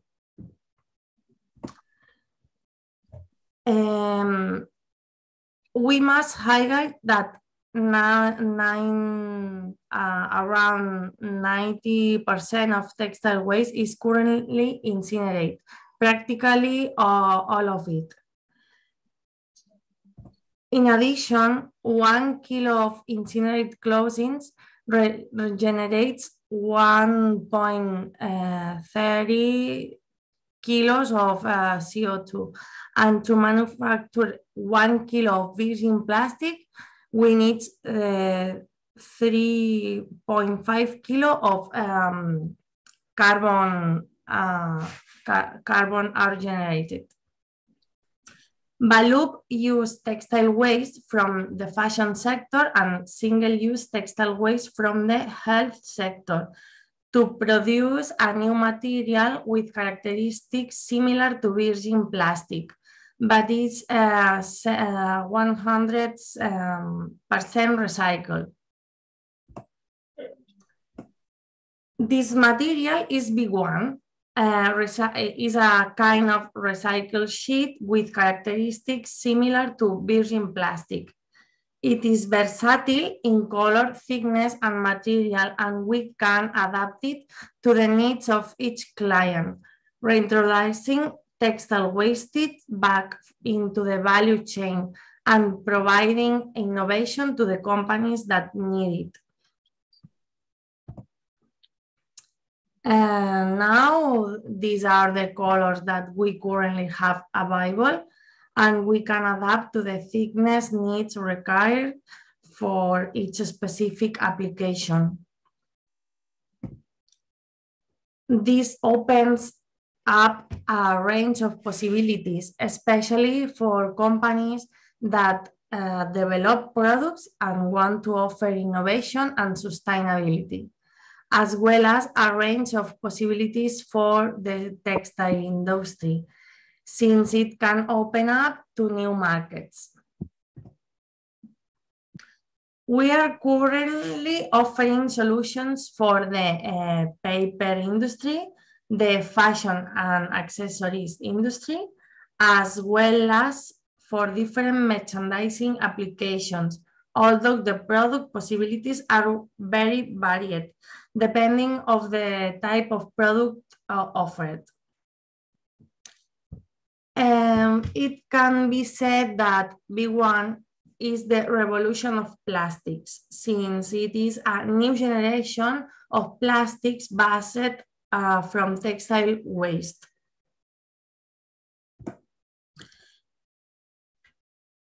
B1 is much more innovative material than a recycled polypropylene sheet, and much more sustainable and innovative than a virgin polypropylene sheet. In terms of market, the recycle market is booming and the trend is growing for the next few decades. This has been our journey. We started in 2020 from being the winners of a university contest, and we currently participate in national and European programs of green and sustainable entrepreneurship.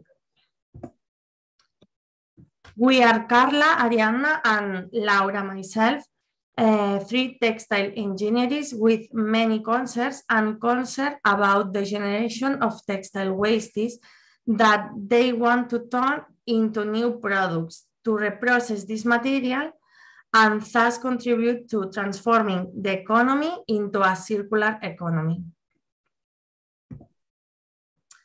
Balup is therefore part of the solution for a sustainable future for people and for the planet. Thanks to all, especially to those who make this event possible. Thank you. Okay, thank you, Laura. Thank you.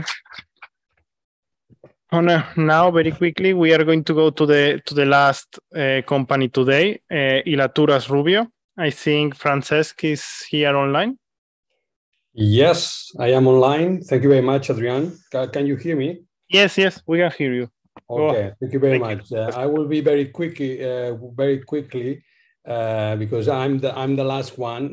For me, it's a pleasure to be here to split a little bit our experience. Let me introduce a little bit. Hilaturas Rubio is a family company that it was born in the 60s. Is the second generation now. We would like to say that we are in a Catalan Manchester. It means we are in Sabadell, where Tex4 is based, also in Barberà, where we have our premises. I must to tell you, we are specialized to produce yarns using the traditional carding system. So it means the possibilities that we have in our production method is really big compared with the other methods to produce the yarn. Okay, I'm very close. I feel very close for Piratex, for example, that they have a different method, but we are able to. I see that we have some synergies in order to produce something together. So tradition and innovation is our DNA. Let me tell you that innovation is really difficult in this sector, but one of the possibilities and the main interest to be in this kind of in the project of Circoax Booster is because we would like to develop a new yarn with some different natural properties, especially.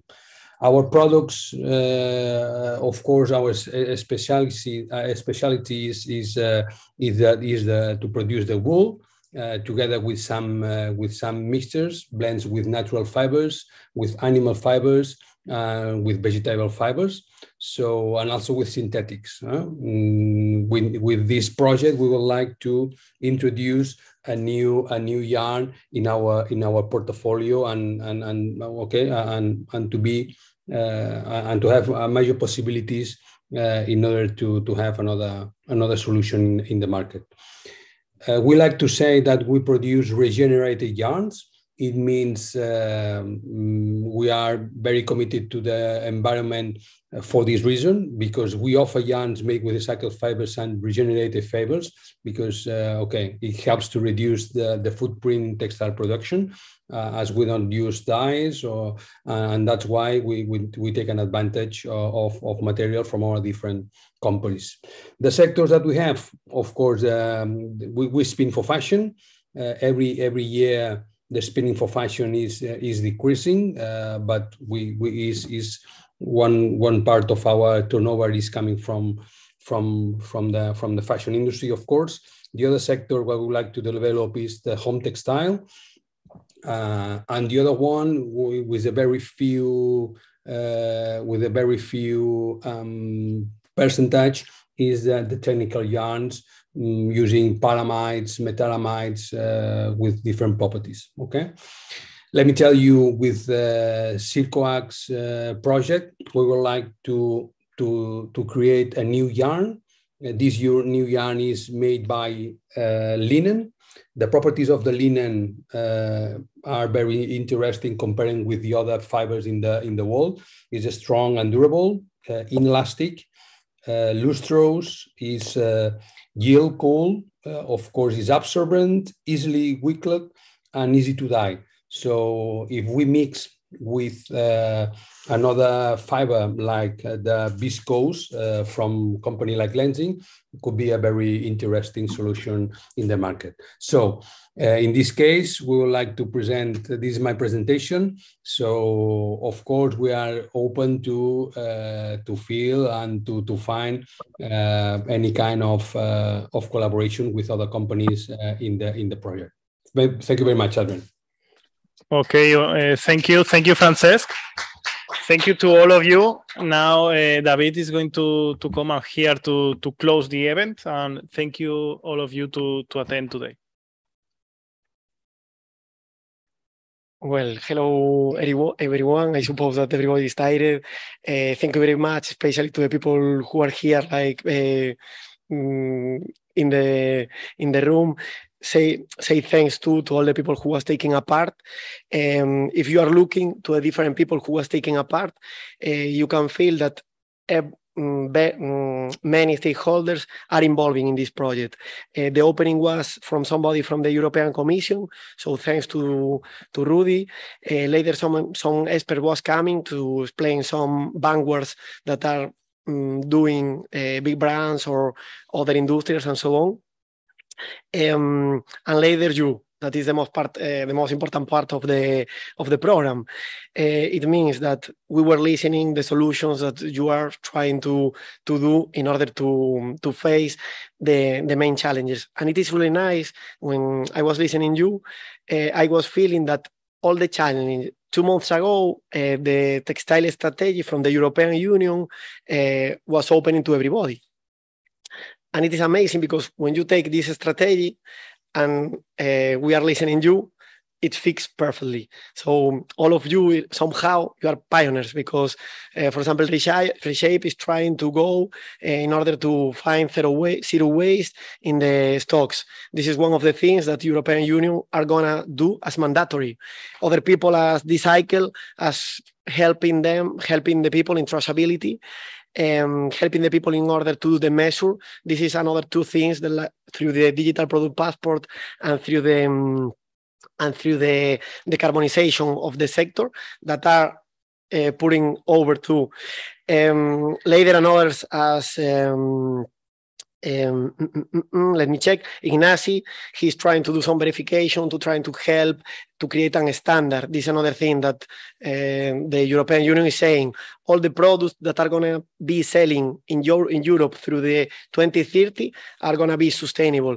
they are gonna fix some definition of sustainability. That nowadays everybody speak about sustainability, but sometimes this is not happening.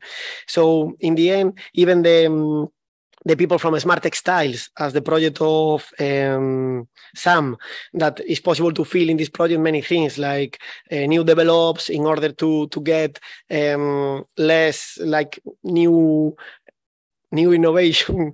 Thanks, Sammy. New innovation like in the product regarding to have less waste, but with many applications that are facing the future, like trying to get projects that are unbelievable. So and as this, the rest too, like Balup fighting against the waste, Ilatura Jesus Rubio, like it's a traditional manufacturer, and Pirates, which is developing many sustainable products from many times. So just thanks to everybody, especially to Sami, because Sami was working a lot in this project, preparing like all the things that we are having now. So thanks to Sami that today is here. And well, to the rest of the people, and again, encourage you, please use us in this project. You have the manufacturer part from Texfor, that is something really strategical. You have the people from communication. Sometimes it is not the most sustainable one, or the market don't accept the best one. They are accepting the ones which are communicating better. You have here Finnova, which are really good ones in communication. So we took some rules from them, because for sure that they can help you to match. The same with Circulab and with the Circular project.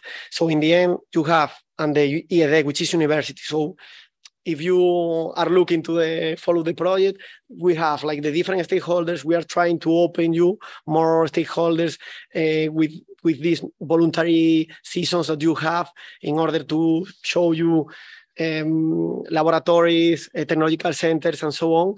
And please, whatever you feel that we can do, tell to us, because our goal is to do for you something useful. So this was the close. Thank you very much to the people who is listening us from their home too. And now if somebody want to take a beer, we are going to take a beer over there, I think. So thank you very much, and we can